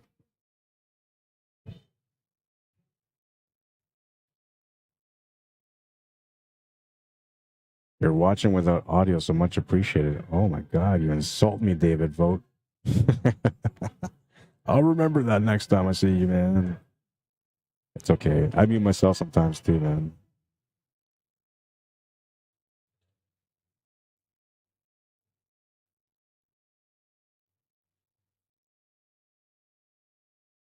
I was trying to get more in the center of the screen for the camera, but I ended up getting onto the edge. Good shot. Just needed to find something to work with. The goal there was to try to open up something for the 8-ball, but he didn't quite get that. He's got a shot on the 12-ball, though, so that's good. But, you know, now he's almost more or less forced to play this 12-ball, roll it up for that 9-ball, and get a draw angle off there to be able to come back up and break into that 1 and 8-ball. Then you're hoping for the best at that point. I mean, it's calculated hope, right? Because you have the right spin, the right angle, and the hope comes in where the contact comes up, and then hopefully, you know, there's enough of a bounce where you'll have something on the 8-ball. Looks like he's thinking about going for the 9-ball instead of leaving that 12-ball and using that for a breakout. This might be a little bit more challenging, I think. But yeah, I kind of like that. See, that's the one I'm talking about. Just kind of stunning over from this 12-ball and using that angle to come up here and break out that 1-ball and the 8-ball. I think I like that better than taking this 9-ball and trying to, you know, come off that 9 to set up the perfect shot on the 12 to break this 1 and 8-ball apart.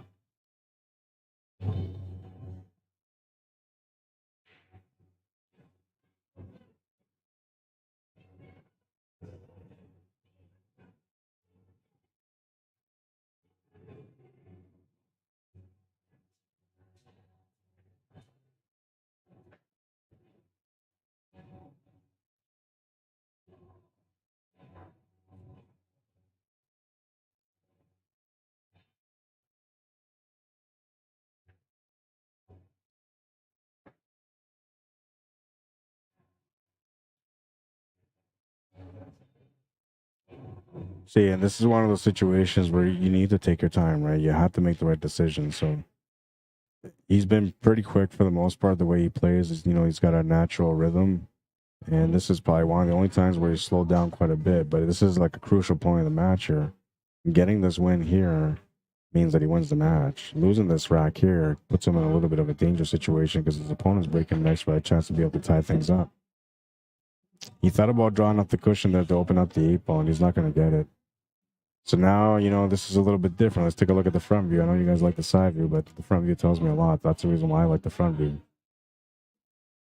It looks like he has enough to maybe be able to cheat this ball just a little bit and force this cue ball off the top spin right back up for that 8-ball. I don't think he's got any of the option here. The draw shot would be a good option too, but I don't think he's got enough for it, and it's a big forcible shot. And so is the top one, though, you know, but the top one gives you the best reward. Good try, Junior. Good try. He had the right idea, man. Just didn't get the result. Now he's in a tough jam here. You have to come up with something here for the finish now. You can't just play safe. Well, maybe you can't play safe. I don't know. Let's take a look. From view. There's a little bit of room for a safety, but I feel like you have to come up with something here. The only thing I can see is a double kick bank corner. He's going to try to play safe here. I think what he's thinking about doing here maybe is just trying to bump this 8-ball off the 1, sticking the 8-ball to the rail above the 6 to take away the shot on the 6-ball. That might give him a chance, though, right? Because his opponent's going to try to break out that 6-ball. He's going to worry about it. And if he worries about it too much, you know, and he doesn't get it, that's going to be how he's going to fall apart on this table. Is he calling? He's calling the corner, top right of our screen. He's thinking across bank corner. I don't know if that's there. I feel like it's not. If that 1-ball was a little bit further towards the middle of the table, then that's there for sure. But I feel like this is not there. We'll see. I could be wrong. I've eaten my words a couple of times today, so this might be another time. Oh, nice effort, man. There's definitely potential there. And this leave, wow. That's a golden leave right there, man.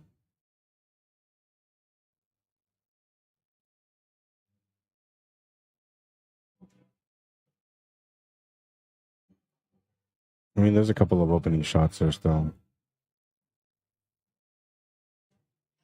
The hockey talk.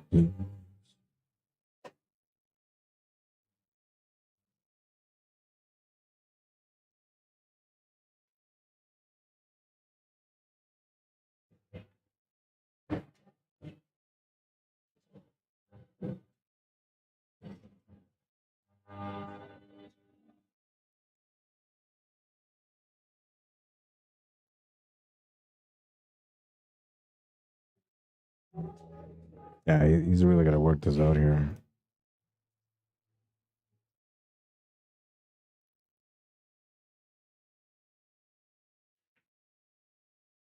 Just playing safety. Didn't call it, I don't think. So technically, Junior could make him shoot this, but he would rather not make him shoot this because, you know, there's an out here. And now this is a good play from Billy Thompson, but the problem for him here is that Junior's had some incredible jump shots as well. His jump shot ability is really good. So he's got a high potential chance to be able to make the shot on the jump. We're going to go side view for this one just so we can appreciate it if it actually goes in. But he's got a great opportunity here because it's not that hard of a jump shot. He just has to hop over the 7 ball with a straight line towards the cut on the 8 ball, and the 8 ball will go in the pocket. I know I make it sound a lot simpler than it really is, but that's the reality of it. It's not a jump shot where he's got to put like full power to reach there. He just has to hop over the 7 ball with a straight line. Good try. Looking for a bit of a lucky leave, and well, it's not the greatest lucky leave, but it's something that, you know, could open up potentials for trouble. The 1 and the 6 need to be broken up. The only opening shot he's got right now is either the 4 or the 5 ball. So he's got a little bit of work cut out for him here.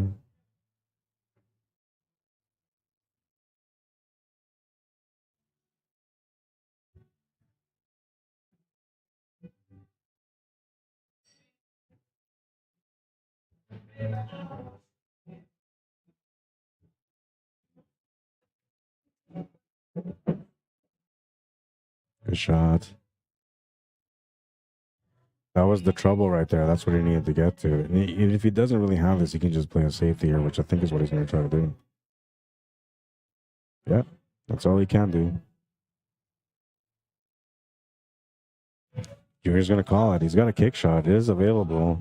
The only thing he's got to watch out for is not to grace that 7 ball when he makes the contact for the 8. As long as he hits it clean, he'll be good. They could call me for a ref here, but it's not necessary. If that 7 ball moves, it's going to be a foul, so there's no need for me to be there.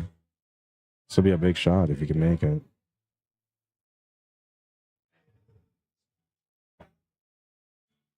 Will it be? I got to go watch the shot. I'll be right back.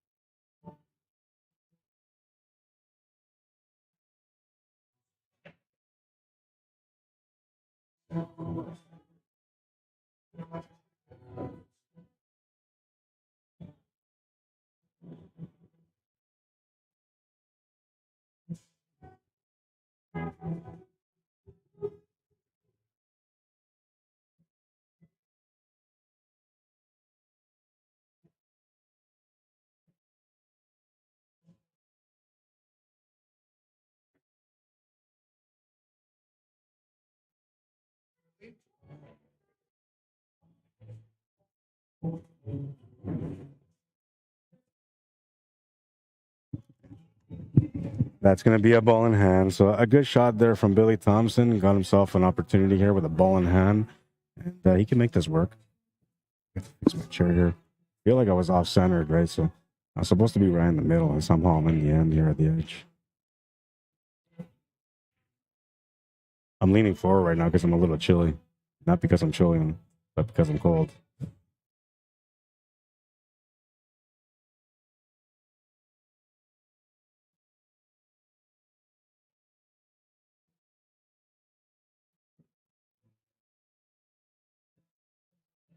Should be walking around here to take a look at how he's going to finish this, but I think he's got an idea in his head, and that's the way he's going to go with it.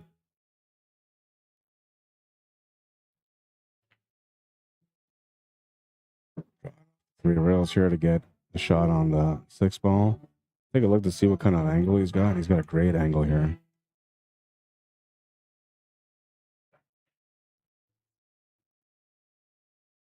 And I like that he played this through. He could have forced a shot with some draw, you know, and spun over a little bit. But he didn't. He just kept it simple. That was a good shot.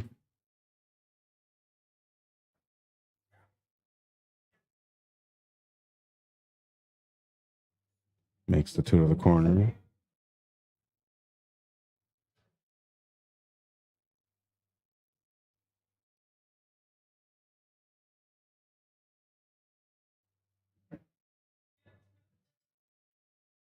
Makes the 8. He's down by 1, 6-5. Breaking next for a chance to tie things up. Crazy. And he's taking a quick breather, I think. I think they both are. They both are. So, yeah, man. Wow, what a matchup. What... Honestly, man, I can't understand, you know, how I am so lucky to be here to be able to enjoy these moments with these guys when they're playing, man. The intensities, you know, the pressure, the ups and the downs, when they make the shot and they feel so proud, when they come up short and they feel torn apart, you know. I get to be there right along with the emotions and enjoy all of it. This is a special moment here, this matchup between Cornell McLean Jr.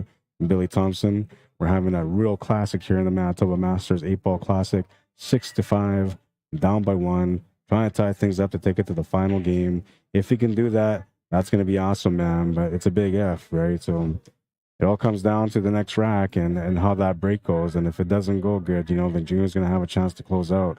But his chances of breaking on the table are gone. So he's at the mercy of his opponent, Billy Thompson, now, and whether or not he can run the table off the break or if he's going to come up short and give him the opportunity to close out. If you're wondering where we're at the Hangar Billiards and Sports Lounge. We're located at 121 Scurfield Blvd. This is in the south end of Winnipeg, Manitoba. If you guys want to come down and check it out, if you're not from Winnipeg, message me, Rod Arriagada, on Facebook. You can say, hey, man, I'm coming to Winnipeg on this date. I would like to go check out the Hangar. You want to come shoot some pool, maybe have a drink.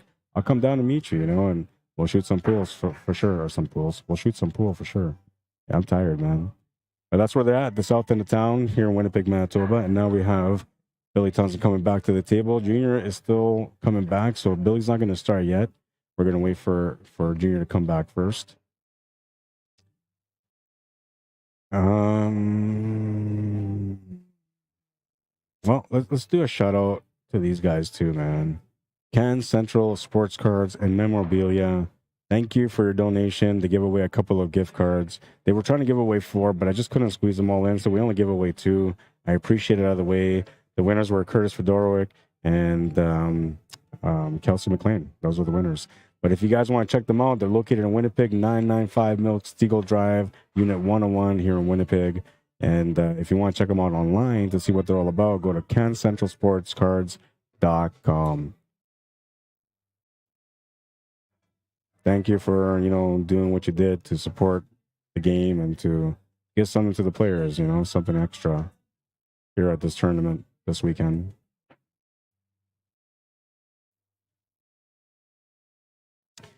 All right, so we're moving into rack number 12, and the score is 6-5. Billy Thompson trying to fight back here for a chance to be able to get even. He's got a chance to do so here in this break. Needs something to go in, though. And then he needs to have something to follow up with, and hopefully not too many problems. Seems like asking for a lot on a Sunday, but really it isn't. Makes the stripe, and he's going to have a bit of a tied-up table here, but he made a ball, so he's got a chance. And the tied-up table kind of works to his advantage a little bit, so it's not too bad. He should be okay here to kind of find a way to grind out this rack, but it's all going to come down on tactical play, and we'll see how Cornell McLean Jr. can respond to the safety that's going to eventually come up here from Billy Thompson on this rack. He's counting to make sure. He's kind of hoping that he's solids here, but, you know, he stripes, man.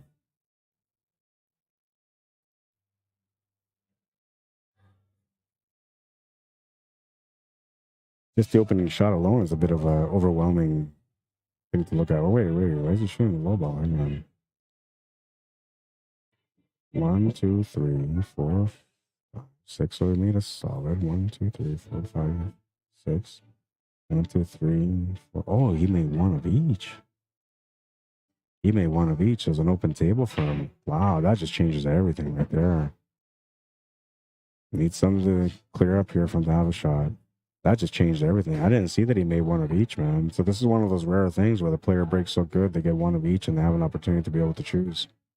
That's a bonus. That's the first time that I've seen in a while here today that somebody's had a chance for that. Every other open table has been off a scratch on the break. This time it was because he made one of each on the break.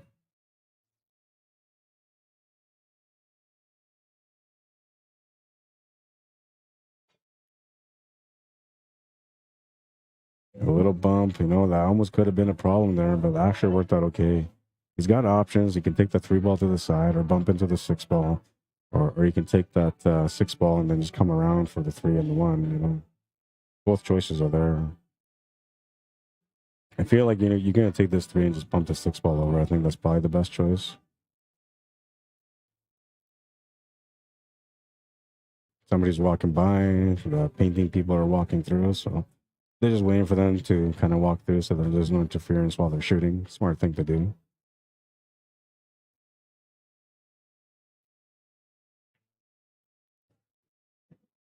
Good shot. He stunned over instead to try to get himself a follow through angle here out the 6 ball. That was a good shot.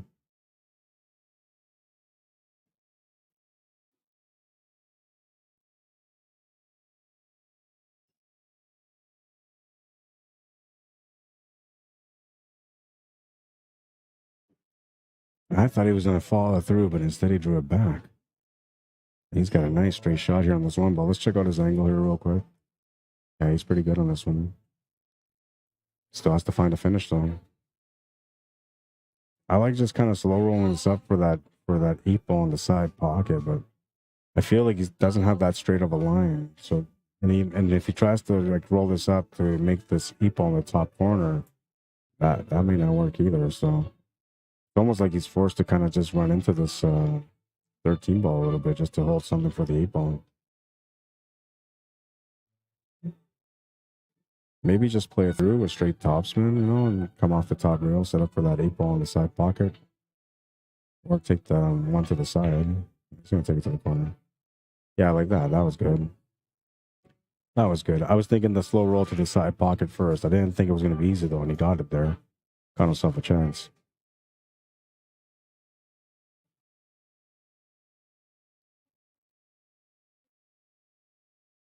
You have to go side pocket here, you think, right?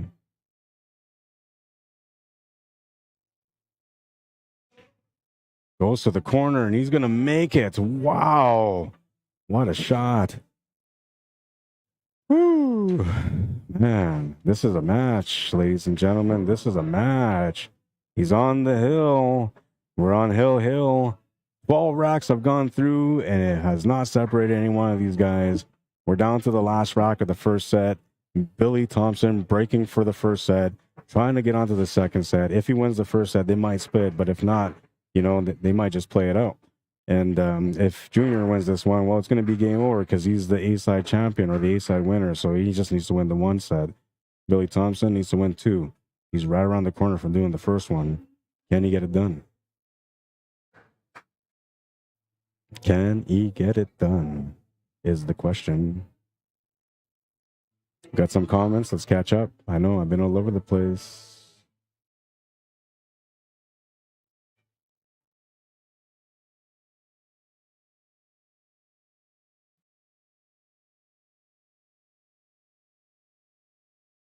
Why didn't he use it as key ball? I'm not sure.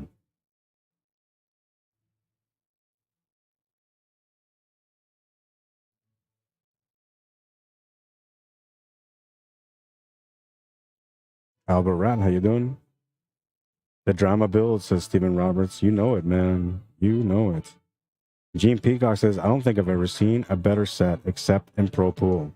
Honestly, it's a great matchup. I'm grateful to be here, and I hope you guys are too. If you are, like and share the stream right now, man. We're getting down to the end of this matchup. It might go at another set. The perfect time to get some people in. Why not share it? Let's spread the love here. You know, you guys loving this game. You guys appreciate what's in front of you. I know I do. Give it a like. Give it a share. Thank you. Gene Peacock says, both these players are top strategists.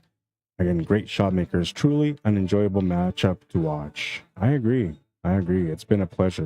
And oh my God, look at this. He's come up dry. Did he just come up dry? He did. Oh, man. What a turn of events. Junior with a great opportunity here now to be able to capitalize on the last rack of the first set to close out the match.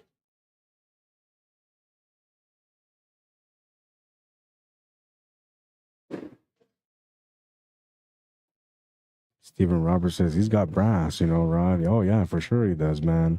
I'm thinking we're going to go to the side. He took the longest, hardest shot to the corner, and he made it look easy. All right, so Junior's got the call on the solids here, and honestly, this table is done, man. I mean, there's a little bit of room for a little bit of error. We're looking at that 7 ball. That's probably the only problem ball he's got on this table. But other than that, man, this table's done. And I feel like, let's go side view here to take a look. I feel, oh yeah, that might be a possibility. So he might be able to make the 7 ball off that 12 in the right side middle pocket. Right? So he's got some outs here. He's got some outs. It may not take as much as an effort as some of us are thinking right now. It might be a little bit simpler than that.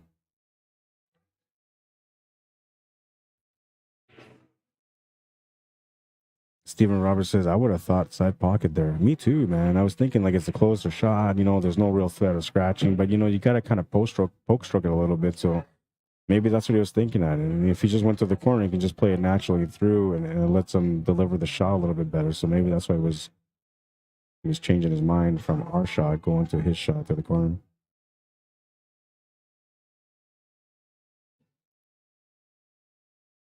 Uh-oh, all open, says Gord Kerr, but oh no, look at this. Oh man, off the 11, the scratch to the corner, man. Unbelievable. The drama keeps building in this matchup. Unbelievable. Ball in hand for Billy Thompson. A great opportunity for him to be able to win this first set now. Looked like Junior had the first set all along, man. And then it looked like Billy was going to win it. And then Billy comes out dry. Now you're thinking, oh my God, Junior's got this one. There's no way he's going to mess this one up. He gets a bad roll off the 11 ball. He gives ball in hand to Billy Thompson. Now we're back to square one again. Can Billy finish this rack? Can he win the first set?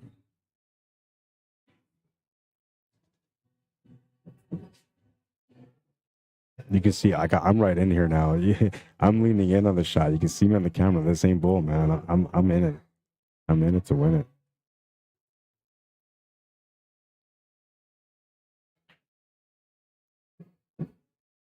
Didn't quite get the shade that he was looking for on the 10 ball, but he's still okay. Lots of options here. No need to panic. Lots of control possibility too.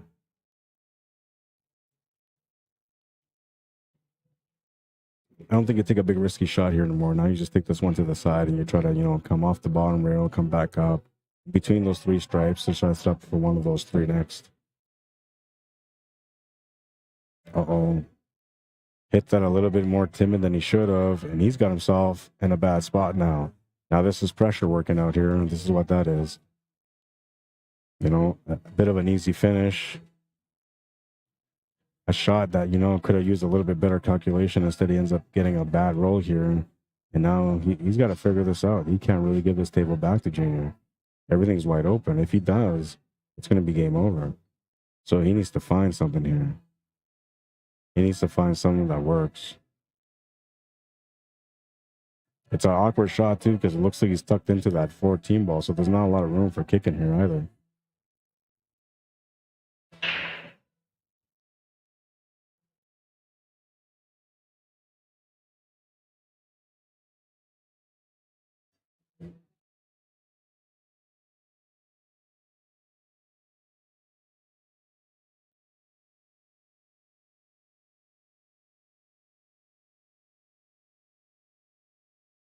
Yeah, this is a difficult situation to be in, man. I'm not sure how I get out. Okay, this is what you do, Rod. So you got to do this. You got to figure this out for these guys.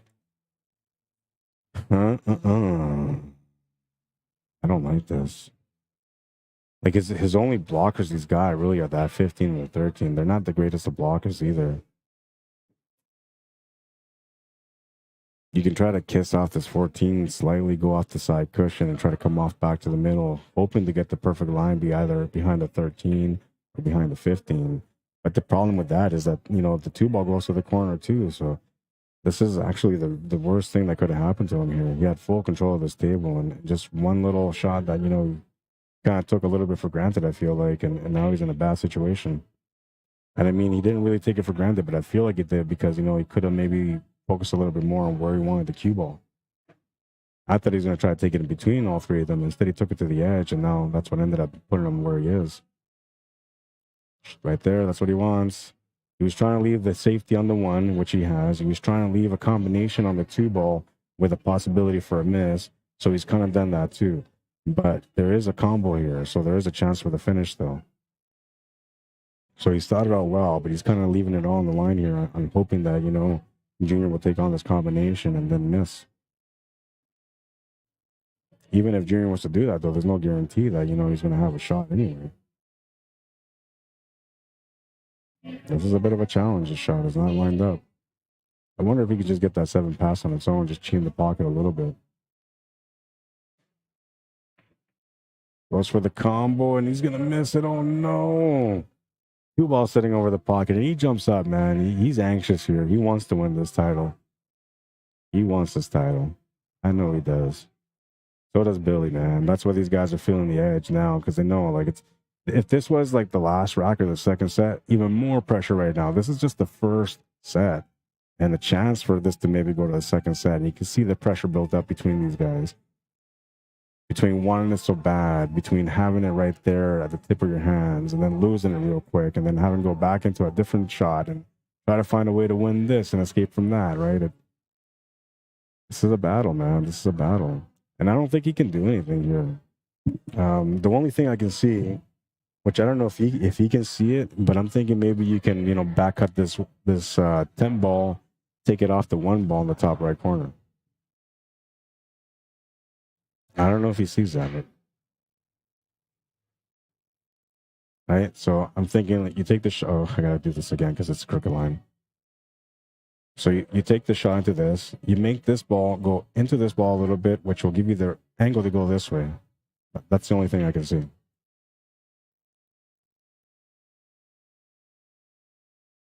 He's trying to leave something safe, and he's going to leave this open table now for Junior. The close is right in front of him now. There's no breakouts. There's no more crazy positional shots. It just comes down to having good cue ball control here, making the right choice, whether he's taking the 2 or the 1, and then trying to get the finish from there. And obviously, you're going to want to go for the 2 ball here because it makes sense. You know, then you use the 1, then the 7, that's how you finish. Or the 7, then the 1, that's how you finish. Oh my God, I can't believe this. Did he hook himself? Oh, I don't know. He might still have the 7 ball. He almost scratched that, man. And that's how I know he wants it, right? Because you can see there's nerves here. This is the competition. This is what it's all about, man. And when you win this match, if you win this match, this is when you feel like a king, right? Because, right, I am king of the jungle.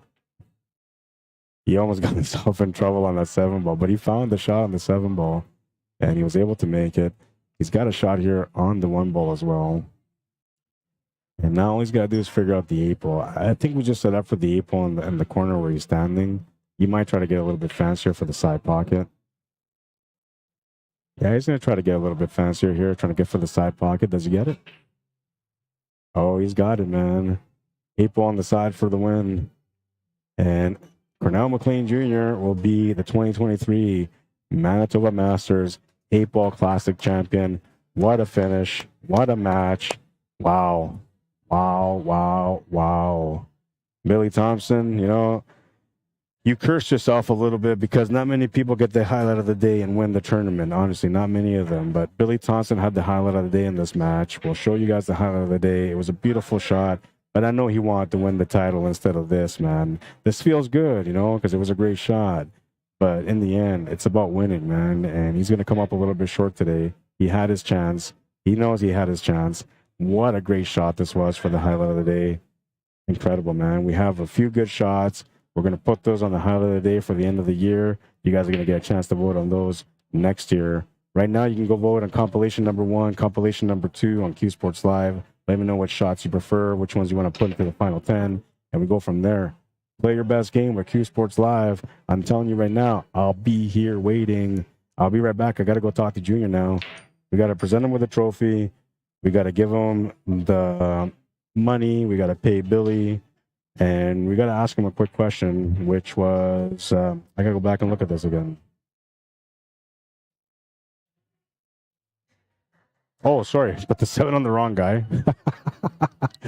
Ooh, thanks for telling me, man. I totally didn't notice. I went 7. Like, I'm just caught up on what's going on. All right, so I'm going to go over there. We're going to talk to Junior real quick. He wants to get out. I got to pay these guys. I'm going to get him his trophy. And we got to find out the question. There was a question here. Score is wrong. I know, Russell. I'm sorry, man. No, and it wasn't Dave Strachan. It wasn't Billy. It was Cornell McLean Jr. that won it. Billy came up second. You just tuned in at the wrong time, man. I put the score on the wrong side. My bad. I apologize to Junior, to everyone else. My bad. The question. What was the question again? Hang on, the stupid phone is being funny. Okay, so the question was, how did they make the step from being an A-plus player to taking the game to the next level to the master that they are now? Okay, that's the question I'm going to ask them. We'll be right back.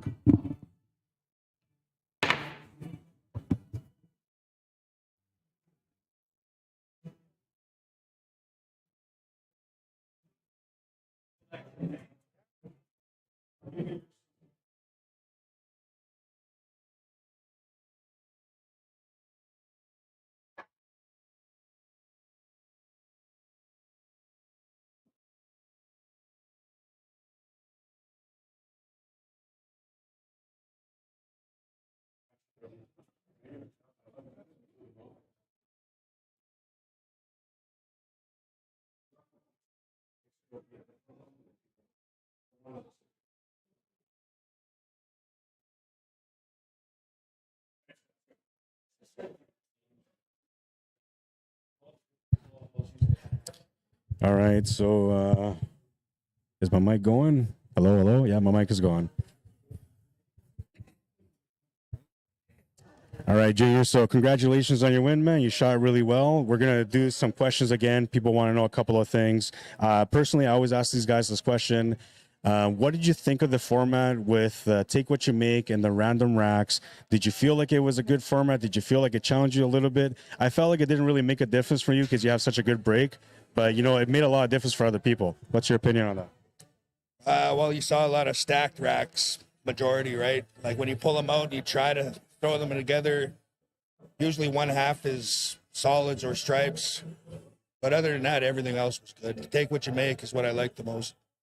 Now, one of the things that everybody wanted to know after they watched you play your massive breaks, and you said you had a 12-inch extension in your breaker, everybody wants to know why. The balance in the back. It's more back heavy, so it keeps my elbow still, so I can just wail at it. You got it. There's the secret, guys.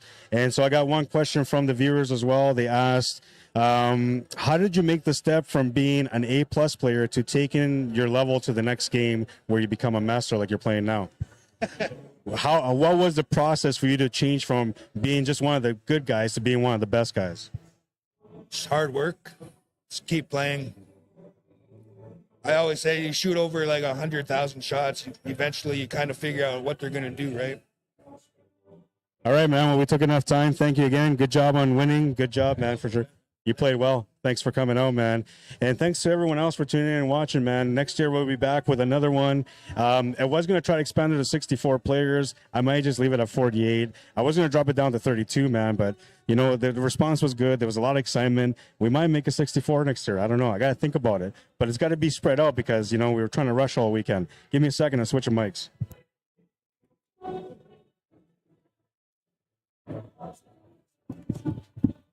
All right, and I'm back. My food is frozen, man. I got to take it in there so they can throw it in the microwave and heat it up. So there's your questions. Some great answers. I got to take a picture of Junior, too, so he can't leave yet. I'm going to close out real quick. Hang on. Junior, I still got to take your picture, too, before you leave, man. I just let him know so that way he doesn't rush out. Woo, where did that come from? Choking on air. I need some water. Woo! What a showdown. What an event. Wow, I don't know where that's coming from. I feel like I'm choking on air. Yeah, what a great event. I apologize for that, by the way. I hope you guys enjoyed it. It was a great showdown. One more time, let's take a look at the highlight of the day. What a shot, man. What a shot from Billy Thompson. What a way to play. An incredible player. Put up a great bout. It looked like, you know, Junior had it, right? I think it was like 6-3 or something like that. It looked like Junior had it because, you know, he was breaking for the match, and you didn't think that Billy was going to have a chance, but he won that one game, made it 6-4, breaks the next one, gets that one, 6-5, finds a win in the next one, gets it to 6-6, and now we're looking at a chance to win. Misses the shot. Actually, he didn't really miss the shot. He made the shot. He got himself in a bad spot, which ended up making him force himself into a bad spot to turn the table over for Junior. And Junior's going to finish that table all day long with just 3 balls in the 8-ball. What a finish. What a great tournament. I hope you guys enjoyed it. Thank you for liking and sharing the stream. Those of you guys that did, I appreciate it. Everyone else, if you didn't, you could always do it in the future. Same thing to anyone that, came out and joined or subscribed to my YouTube channel. I truly, truly appreciate that, guys. You guys are awesome for doing so. Your support is huge. I'm trying to get to 1,000. And if I can't get to 1,000 subscribers, I'm always going to be asking people to help me by donating money to my cause. And I'd rather just earn my way up there, man. The only way I can do that is with you guys' support. So thank you. Thank you very much for doing so. I truly appreciate it. But if just in case you were thinking about, I like to support this guy somehow, you can call me for an event or message me at cslmanitoba@gmail.com. I promise you I'll do the best that I can for that. I will be the best that I can be for you in your event. And same thing, if you guys want to support my work, where is that? Right here. You can support my work via PayPal or via e-transfer at cslmanitoba@gmail.com. Just let me know, that you guys are there to support. You don't have to send me money if you don't want to. I'm not asking for that. I mean, I am, but it's only if you have the money and you want to, help make a difference with the work that I do. Absolutely. I'll take it to support, and I'll try to make a difference with it. But just you guys' support, liking and sharing the stream, subscribing to my channel, those things are huge for me, man. I really appreciate it. You guys are awesome, honestly. That's going to be it for now. And it's we did the jam up shirts. We'll do the women's jam up shirts real quick. Go to jamupapparel.com if you guys want to go check out some of this great gear. Lots of new designs coming up all the time. And honestly, all you got to do is just check once a month. You'll see there'll be different designs all the time. And jamupapparel.com is where you want to go. Some great gear. The hats too. Let's do the hats. This is my pool player hat that I love. This is my second favorite hat. I love both these hats. Go check them out. This is the one that I actually have, that I own, that I love. That's the one right there. I love it, man. Everywhere I go, everybody's like, oh, pool player, right? It's inspirational. That's the way I look at it. jamupapparel.com. That's where they're at. Go check them out. And if you end up, finding something for yourself, or maybe you want to ask a couple of questions, you can message me, Rod@jamupapparel.com. I'm one of the sales guys here, distributors here in Canada. So if anything I can do to help you, let me know. I would love to help you. Right now, you can use the code CSI23. That gets you buy 4 shirts, get the 5th one free. So right on, guys. Go out there, check out Jam Up Apparel. I'm telling you, you can see this right now on the camera, right? This is some Predator gear right here, man. It's beautiful, right?